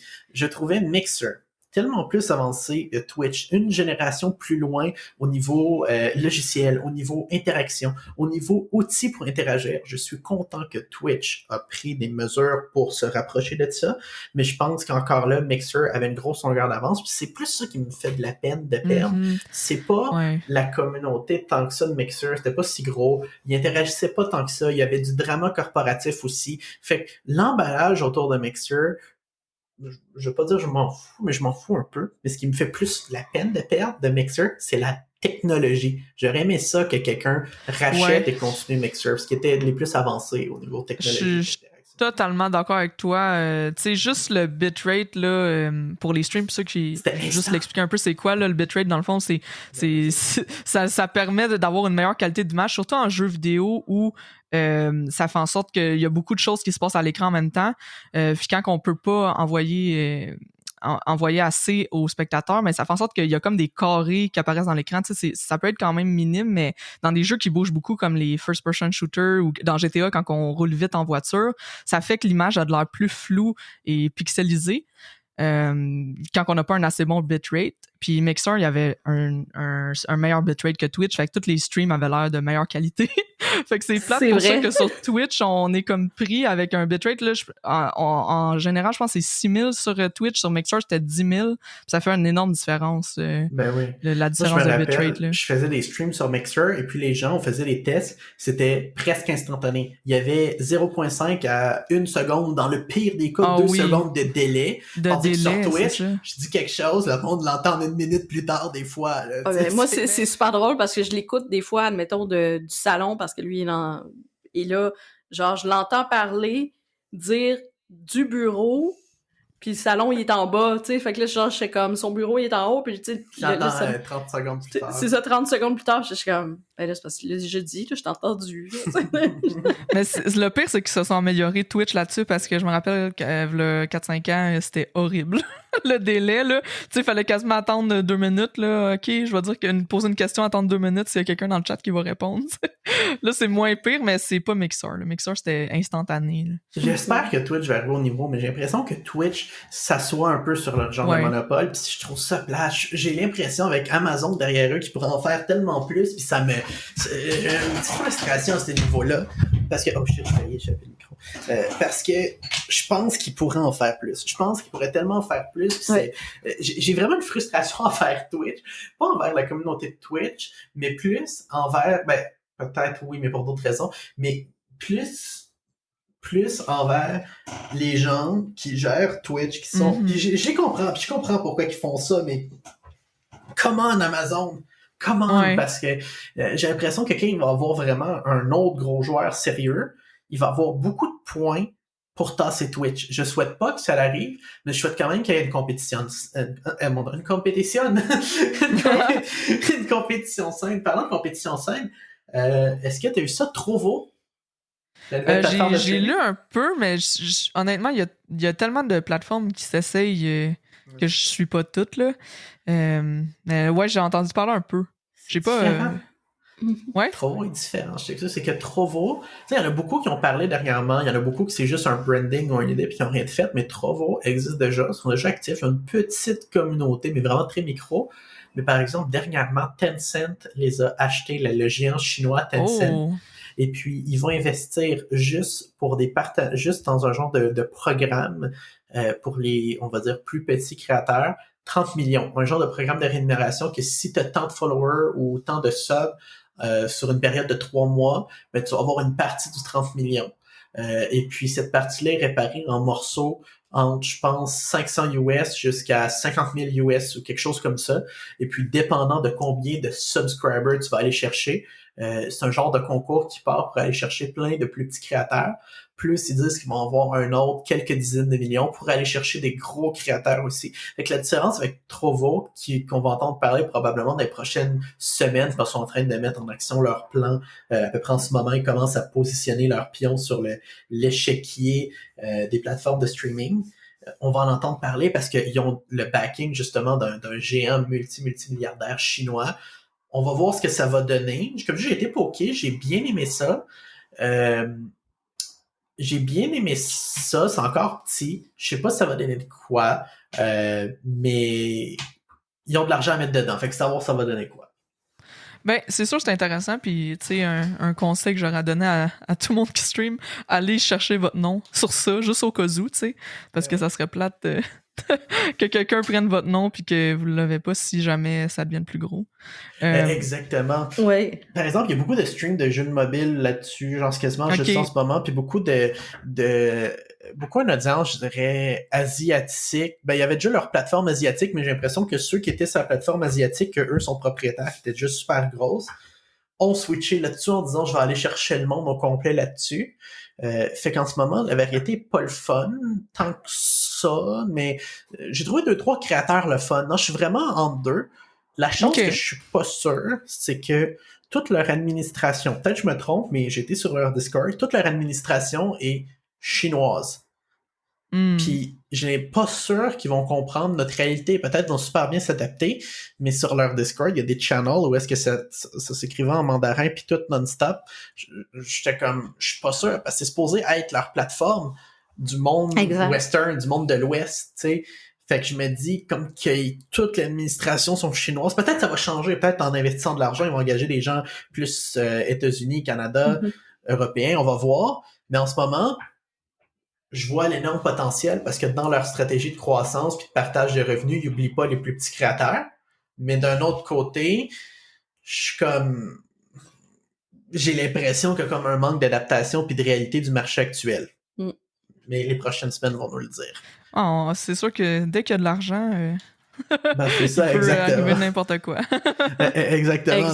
Si pitch un assez gros montant, puis c'est la première compagnie réellement, c'est la deuxième après Mixer, qui a vraiment un budget pour acheter les gens, puis donner aux plus petits créateurs une raison d'être là. Parce que Mixer, j'ai l'impression que dans leur stratégie, ils ont été chercher, on va dire, entre guillemets, des très gros panneaux publicitaires, mais ils ont créé aucun sens de communauté, puis c'est là qu'ils sont plantés. Puis c'est un problème parce que qu'est-ce qui attire le viewer, justement, c'est d'avoir de la variété. Et pourquoi le monde sont sur Twitch? T'as des streams de tout. Puis, même de cuisine. Tu sais, si quelqu'un il aime pas Ninja ou peu importe, pourquoi il reste sur Mixer? Tu sais, il y a quasiment rien d'autre. Tandis que c'est sûr que si tu donnes, tu sépares ton budget pour des plus petits créateurs, ben ça donne une plus grosse variété. Puis à la place d'avoir des gros noms, ben tu fais grossir ta communauté avec ces petits créateurs-là. Je pense que c'est une meilleure stratégie. On verra. Ben oui, totalement. Ben, tu vois que Trovo ont beaucoup appris de Mixer et de Twitch. Je sens en ce moment, Trovo, moi, par exemple, comme tu vois, puis encore là, je vais pas me faire cancel en disant que je suis raciste, mais tu vois l'inspiration du design chinois qui est souvent inspiré de d'autres parce que le design de leur plateforme, c'est littéralement un copier-coller De Twitch. de la structure genre HTML de Twitch. C'est littéralement un copier-coller. C'est la même structure que Twitch, mais à place d'avoir mauve comme couleur principale, c'est le vert. C'est Puis ça, c'est ça, je trouve le ça logo laid. qui change. Le monde sont habitués de ce design-là, au moins, ils seront pas trop perdus, mais... Non, mais c'est ça, moi, c'est la première chose que je me suis dit, j'ai dit, au moins, je suis pas trop perdu. C'est exactement ça. C'était un des problèmes de Mixer, c'est qu'au début, c'était confusant. Au début, t'es comme, wow, Ouais. ça fesse. Mais C'est différent. c'est vrai, parlant des autres plateformes, Facebook Gaming, parle-moi de ça. Facebook j'ai Gaming... pas trop investigué, mais je pense que t'en sais plus que moi. Ouais, ben Facebook Gaming, ils ont essayé, ils achètent encore ils signent encore des contrats avec des gros créateurs pour qu'ils aillent liver chez eux. Mais le problème avec ça, c'est que c'est difficile de trouver des live streams sur oh non, tu parles de Facebook, je m'en ai parlé de YouTube Gaming, je suis vraiment perdu. Ah, ça, mais on en parlera après, de YouTube viendra Gaming. après YouTube. mais Facebook Gaming, c'est un peu le même problème que YouTube Gaming en fait, c'est que t'as pas de place pour... Si t'as envie de regarder un live stream, t'as bonne chance de le voir dans ton feed ou tu sais, je sais même pas où aller. C'est vraiment... je trouve que c'est vraiment pas Exact. intuitif. C'est le feeling que j'ai. Puis c'est comme aussi un problème de Facebook Gaming, c'est que c'est ton vrai nom. Fait que t'arrives sur un stream, ben tout le monde voit ton nom, tout le monde voit la photo avec ton cousin. Ils voient ton Facebook perso, ils vont... Exact. tes Puis moi, trucs, c'est ouais. quelque chose que je trouve pas cool. Puis il y a eu beaucoup de clips par rapport à ça quand il y a eu de plus en plus de monde qui ont été approchés par Facebook Gaming dans le temps que Mixer achetait des gros streamers. Après, il y a eu des clips là-dessus sur Livestream Fail sur Reddit où que justement c'était des trolls qui venaient insulter, puis après ça le streamer il allait sur le Facebook du troll voir la personne faire comme maintenant je sais t'es qui, tu sais, c'était pas t'es pas anonyme, c'est ça, c'est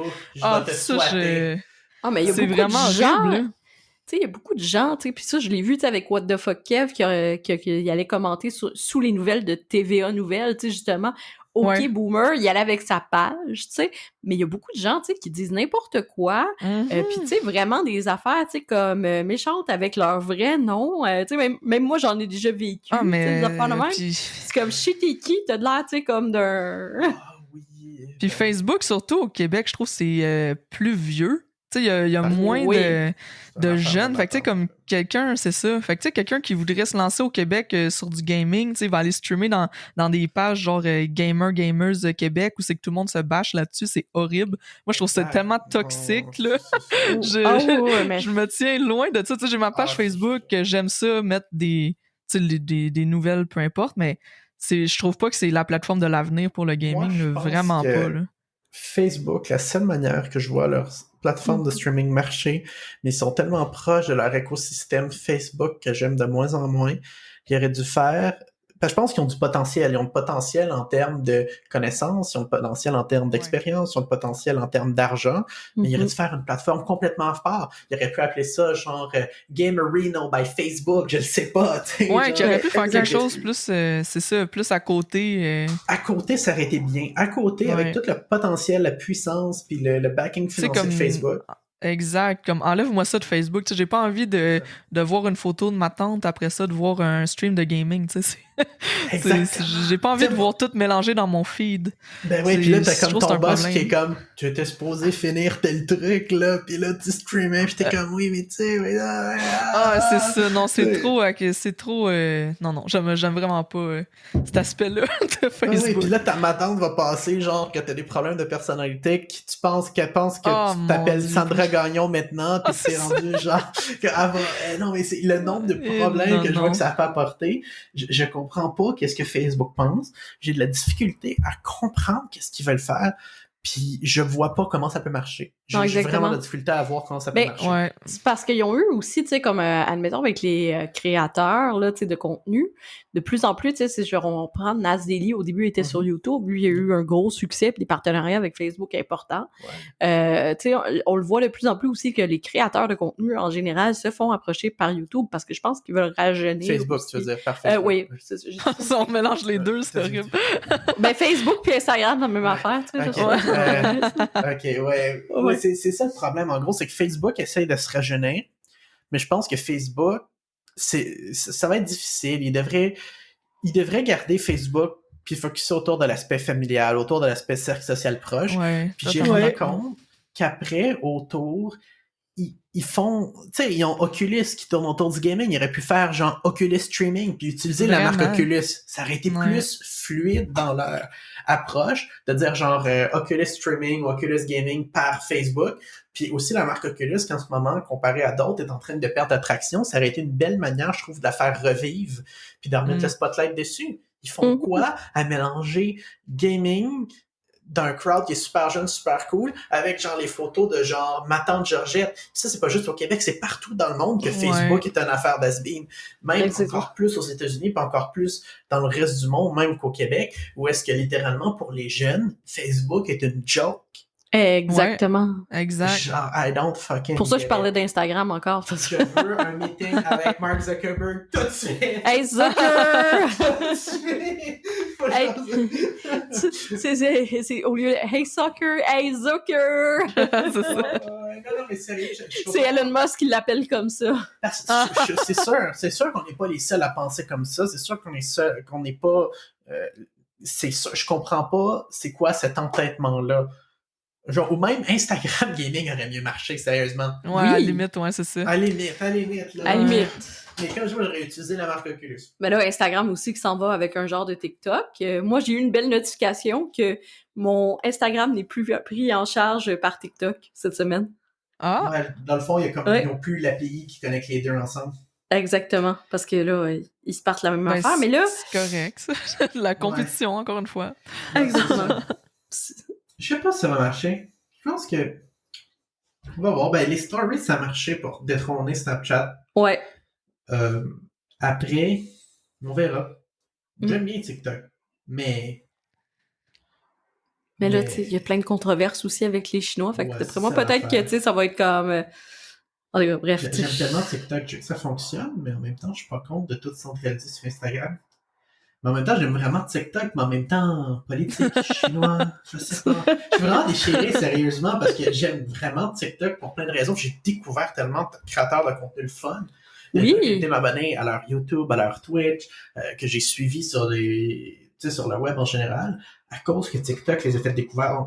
Je suis d'accord, mais il faut que Instagram garde cet aspect de découverte-là puis ouverture sur le monde. Exactement. Ben là, c'est comme quand je browse le feed avant, t'avais tout en ordre chronologique les publications. Là, c'est tout en ordre déchronologique par rapport avec ceux que t'as le plus d'engagement. Fait que des fois, je vois pas tout le monde que je voudrais suivre, tu sais. C'est ça. Et c'est triste. Puis même, je trouve que, tu sais, par rapport à ça, tu sais, d'avoir comme une page découverte, je trouve que Twitch, il passe tellement à côté de quelque chose. Dans le sens que, tu sais, j'allais mettre mes clips sur TikTok. Pourquoi il n'y a pas une section découverte juste avec des clips sur Twitch où c'est qu'on peut browser plein de clips? Ça serait tellement cool. Tu sais, les clips sont visibles nulle part, sont cachés dans des onglets de l'infini sur Twitch. C'est plate pour ça. Là. Je trouve qu'il y a tellement de potentiel à rendre ça plus... découvrable sur Twitch. Puis on dirait avant Twitch. Tu sais, c'est pas comme si c'était... Puis tu le sais, c'est pas quelque chose qui est techniquement difficile à faire. Ben au non, niveau qu'ils font, oui, mais ils ont les moyens de le faire. Tu sais, c'est pas... Ça paraît qu'on est un petit peu geek ici, là. Ça, c'est...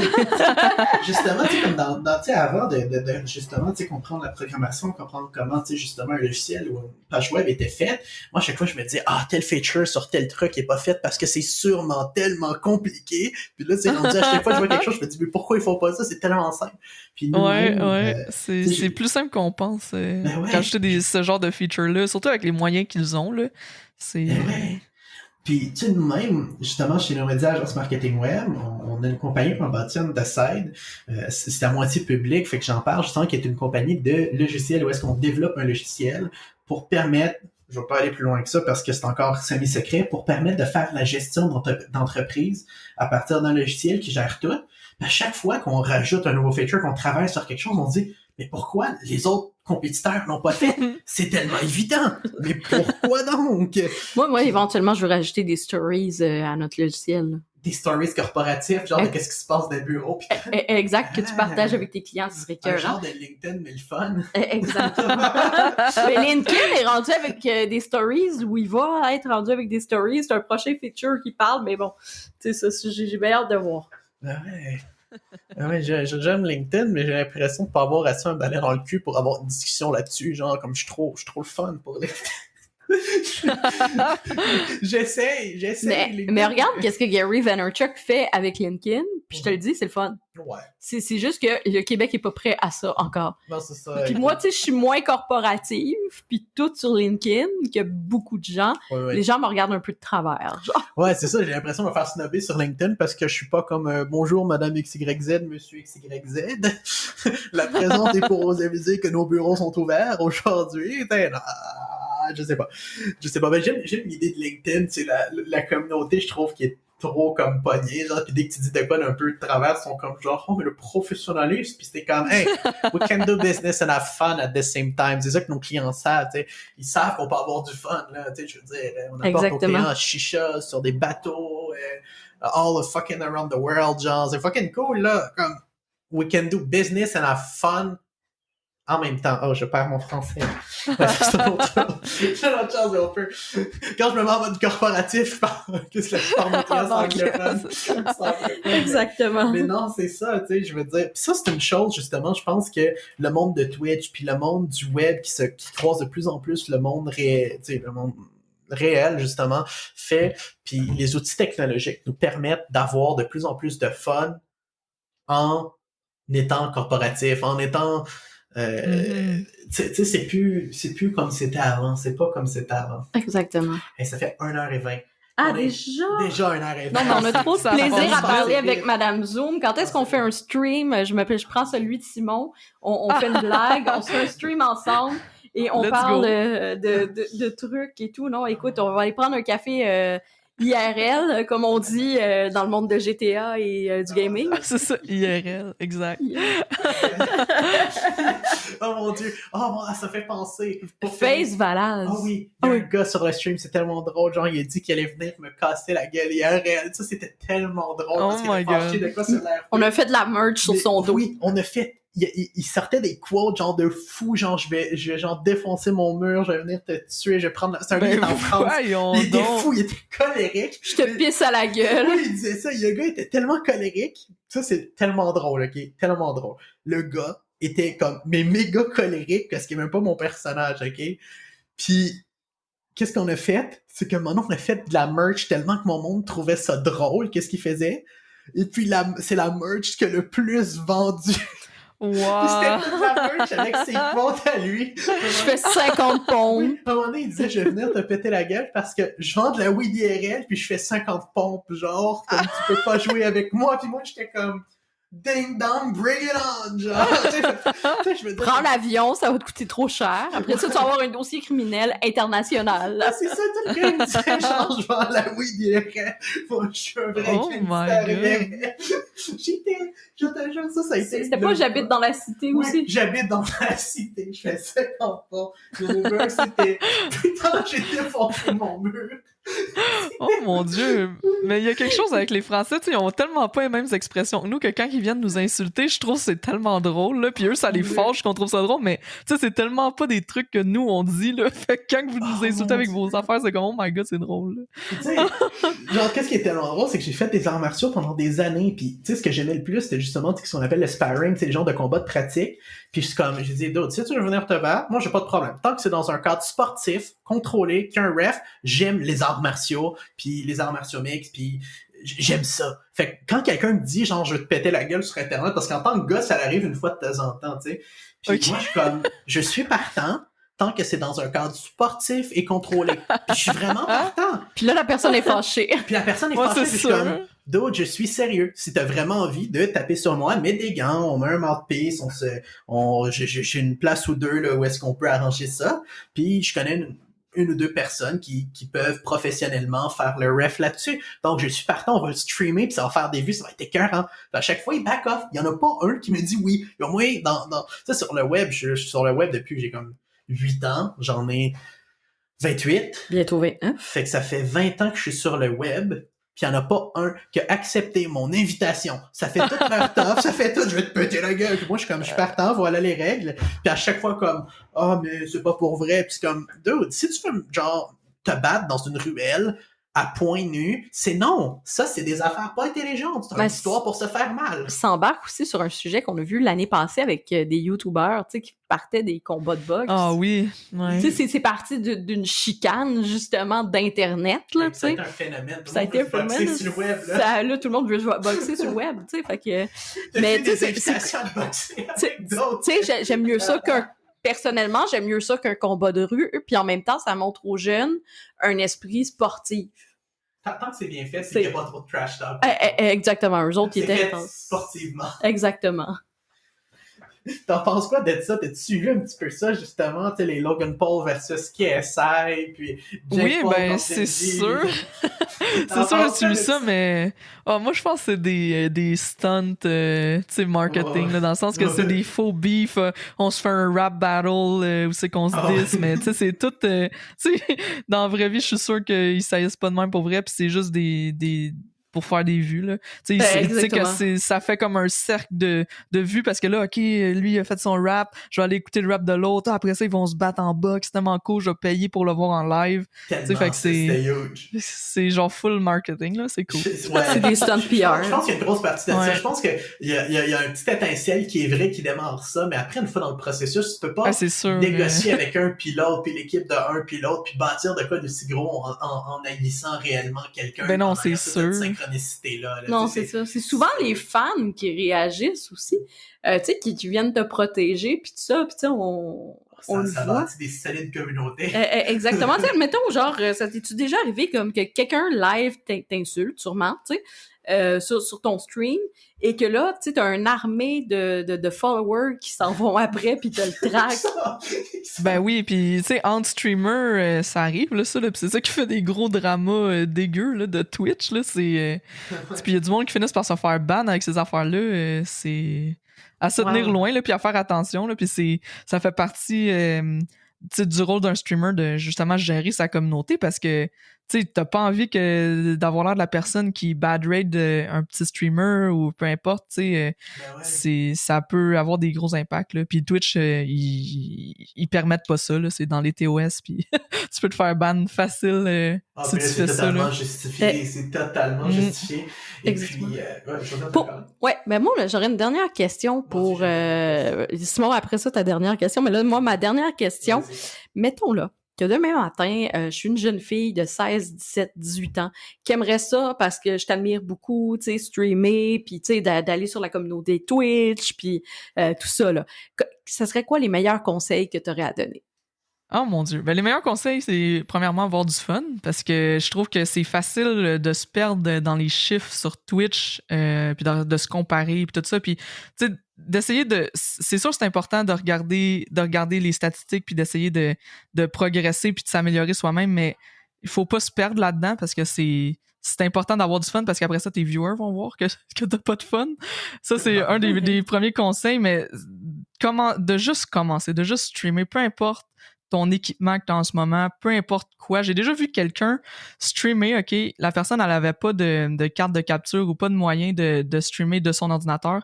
Elle streamait avec son téléphone cellulaire, elle filmait son écran, puis il y avait un miroir pour qu'on voit sa face. C'est dégueulasse, mais c'est mieux pour comme commencer, tu sais, juste commencer à avoir une présence devant la caméra, commencer à s'habituer. Tu sais, t'as besoin de rien là, pour commencer, honnêtement. Là. Puis après ça, ben si t'aimes ça, OK, mais commence à acheter une caméra, commence avec les progressivement, tu sais, essaye pas d'aller direct puis go, je veux le gros micro, je veux le gros mixeur, la grosse caméra, 2 PC, tu sais.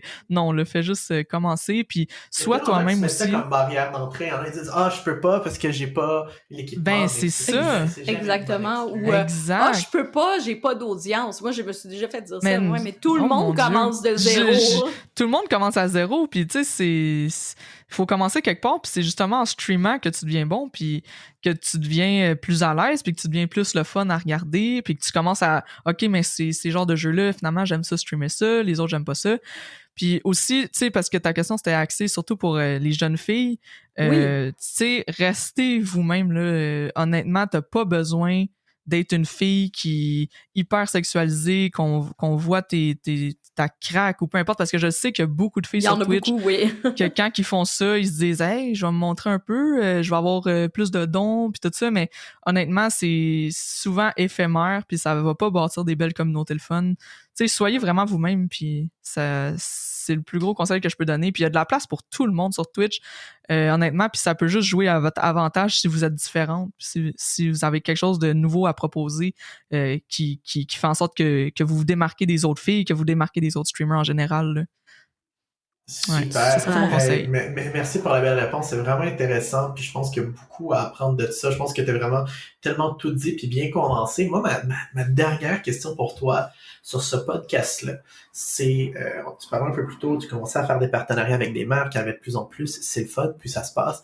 Ça serait quoi le partenariat de marque parfait pour toi? Comment une marque devrait contacter un streamer, puis comment la marque devrait agir avec eux? Je sais que c'est un peu vague comme question, mais quel genre de relation tu vas entretenir avec des marques et puis comment les marques devraient travailler avec les streamers? Comment tu vois ça d'une perception 100% du streamer, où est-ce qu'il n'y a aucune limite que la marque peut être ou faire ce que tu veux?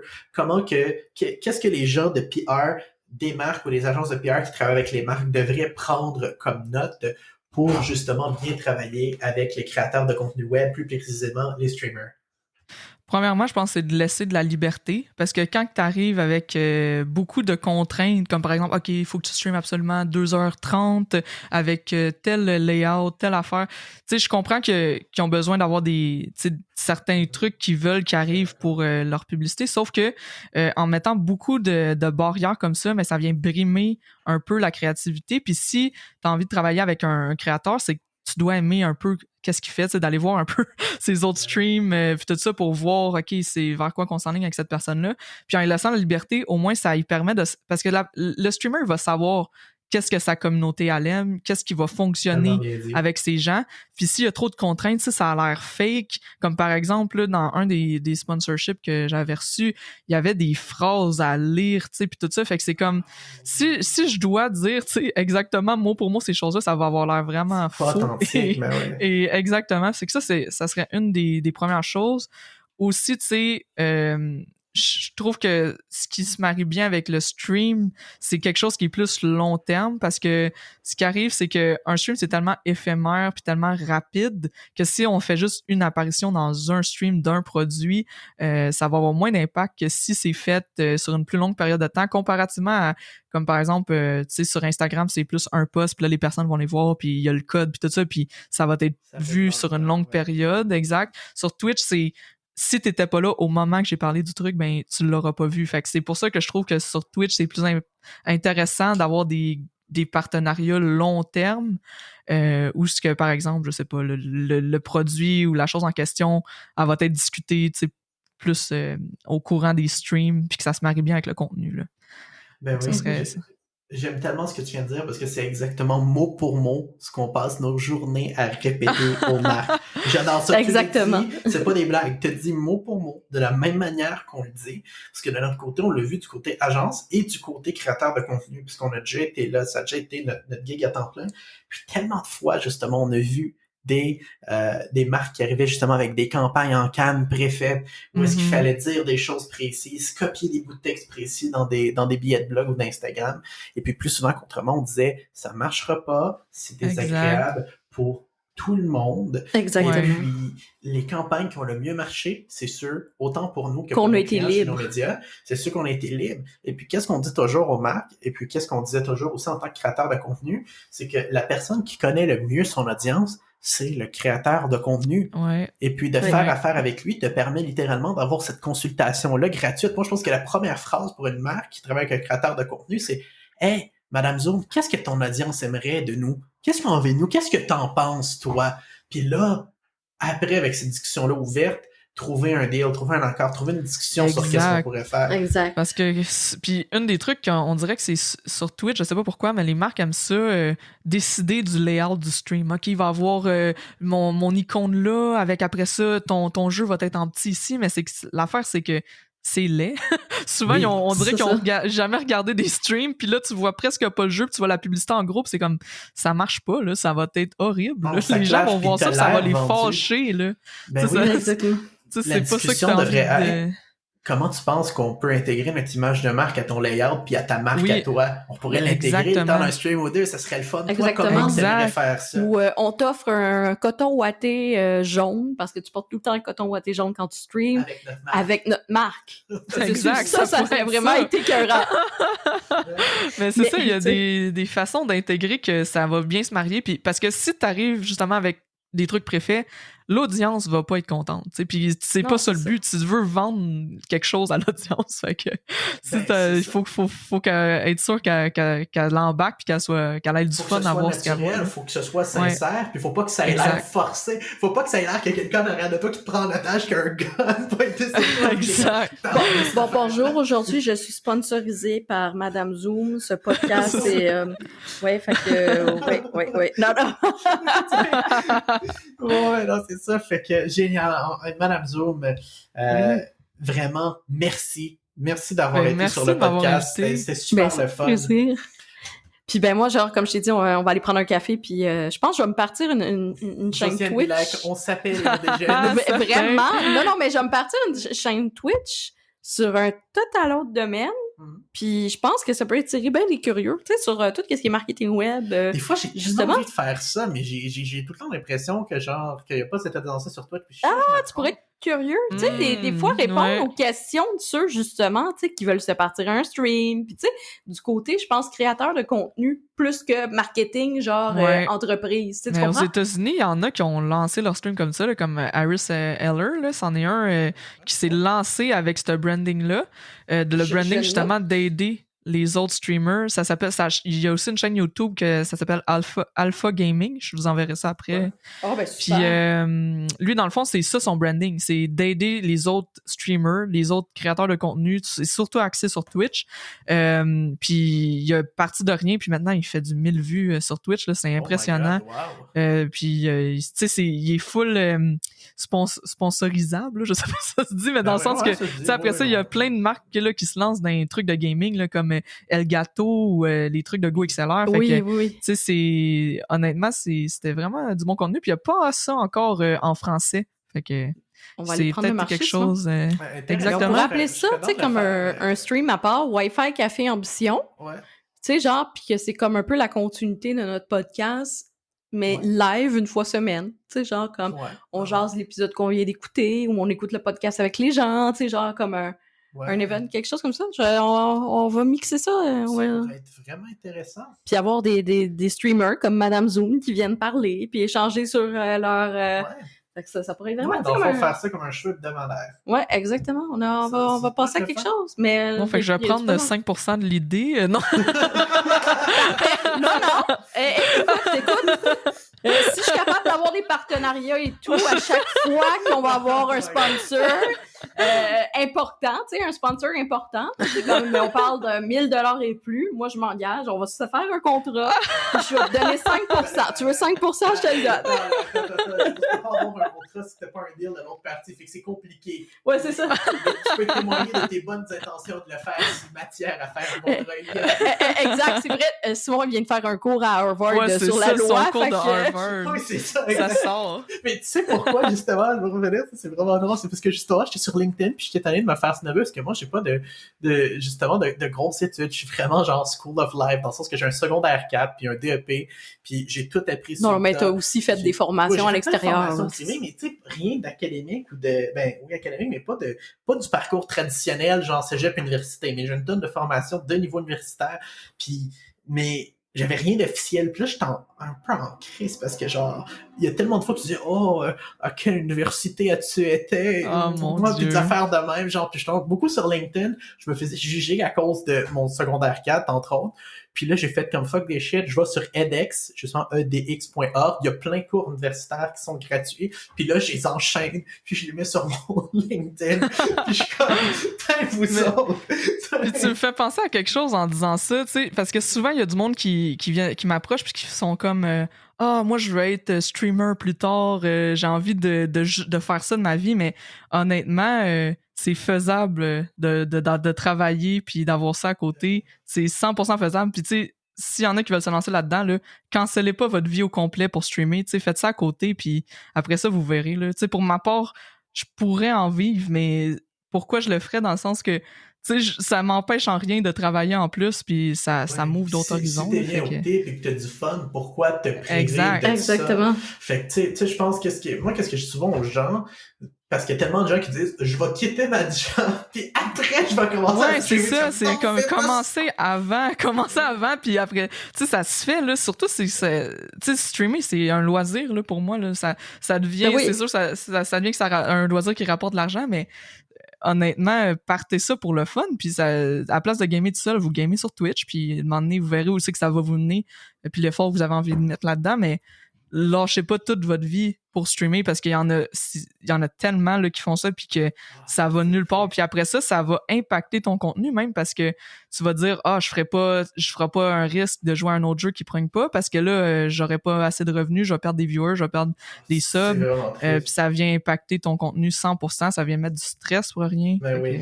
C'est pas juste sur Twitch, on voit ça aussi sur Instagram, on voit ça sur YouTube, des gens qui disent moi je veux devenir un créateur de contenu, puis que du jour au lendemain ils se mettent le tag carrière influenceur. C'est comme non, c'est pas comme ça que ça fonctionne. Tu bâtis progressivement. Puis moi, mon modèle, c'est si d'une manière constante, pendant au moins 6 mois, 1 an consécutif, tu fais au moins 1,5 fois, voire le double de ton salaire actuel ou ce que tu as besoin pour bien vivre, là, c'est correct. Mais pas avant ça. Si t'as pas 3-6 mois de côté, pas avant ça. Si t'as pas des partenariats prévus pour les 3 prochains mois, pas avant ça. Ben non, c'est ça. Tu sais, une belle exemple de ça, c'est Kevin Marquis de ex-Gaboum Film, là.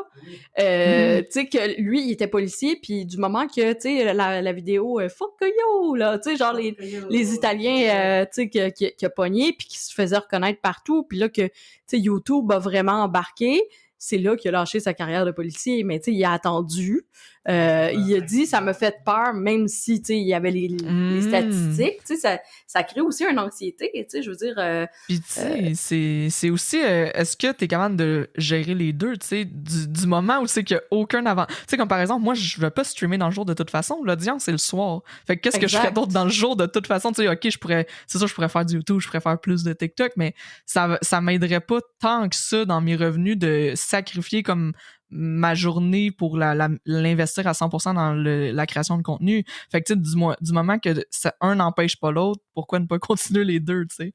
Exact. Exactement. Puis tu sais, de commencer à temps plein dès le début. Puis ça, c'est vrai pour la création de contenu sur le web, mais aussi en affaires. Très, très, très souvent, ça va plus te nuire de commencer à temps plein dès le début. Puis avec le web, avec tous les outils d'automation, puis avec toutes les conventions qui sont en train de changer, il n'y a pas de mal à avoir un side hustle. Au contraire, c'est maintenant bien vu, c'est maintenant quelque chose de cool. Fait qu'il faut arrêter de croire que pour avoir du succès dans quelque chose, il faut tout arrêter puis complètement dédier sa vie corps et âme. Pour ça, on peut se garder un safety net et puis progressivement bâtir et puis se servir de ce qu'on a actuellement comme sécurité, comme effet de levier pour faire marcher l'autre. Puis ça va vraiment pas rien impacter négativement dans le sens que, tu sais, même s'il y a des fois des compagnies qui veulent te rencontrer dans le jour, tu sais, moi je le dis, ben je travaille dans le jour, je vais être disponible de telle heure à telle heure. Souvent, c'est jamais arrivé en fait qu'ils disent c'est jamais arrivé en fait qu'ils disent ben laisse faire de bord, nous on veut juste travailler avec toi dans le jour, c'est jamais arrivé. non jamais. Ouais, tu sais, c'est des fois aussi le décalage horaire, là, tu sais, comme moi j'ai des clients en France, des fois il faut que je me lève à 3h du matin pour les clients français, là, tu sais, c'est comme oui, je vais être là à 9h votre heure, tu sais, il est 3h du matin ici. On trouve les moyens de s'adapter, puis comme tu dis, c'est pas compliqué à commencer, on n'a pas besoin de faire de sacrifices, faut aimer avoir du fun à faire qu'est-ce qu'on fait. Twitch, un bon futur. Facebook Gaming moins, Mixer est mort, et puis pour faire des bonnes collaborations avec les créateurs de contenu web, incluant les créateurs sur les plateformes de streaming, il faut les écouter et puis pour faire des choses que leur audience va apprécier pour pas avoir l'air d'un sell-out puis faire haïr ta marque. Exactement. Fait que je pense que ça résume bien qu'est-ce qu'on a parlé en général. Puis je pense que en tout cas pour moi, j'ai vraiment adoré faire le podcast avec toi. Oui, vraiment. Moi aussi, c'était vraiment le fun. J'ai envie de te réinviter, sérieusement. Ben oui, vous me réinviterez certain. Peut-être que dans le futur, il va se passer d'autres choses, justement sur Zoom, surtout sur Zoom. C'est Madame Zoom avec Madame Zoom sur Twitch. Donc, merci beaucoup, Madame Zoom, d'avoir été avec nous. Sincèrement. Ben, merci à vous de m'avoir invité. C'était vraiment le fun, j'aimais ça. Fait qu'on se voit une autre fois sur le podcast Wi-Fi Café Ambition.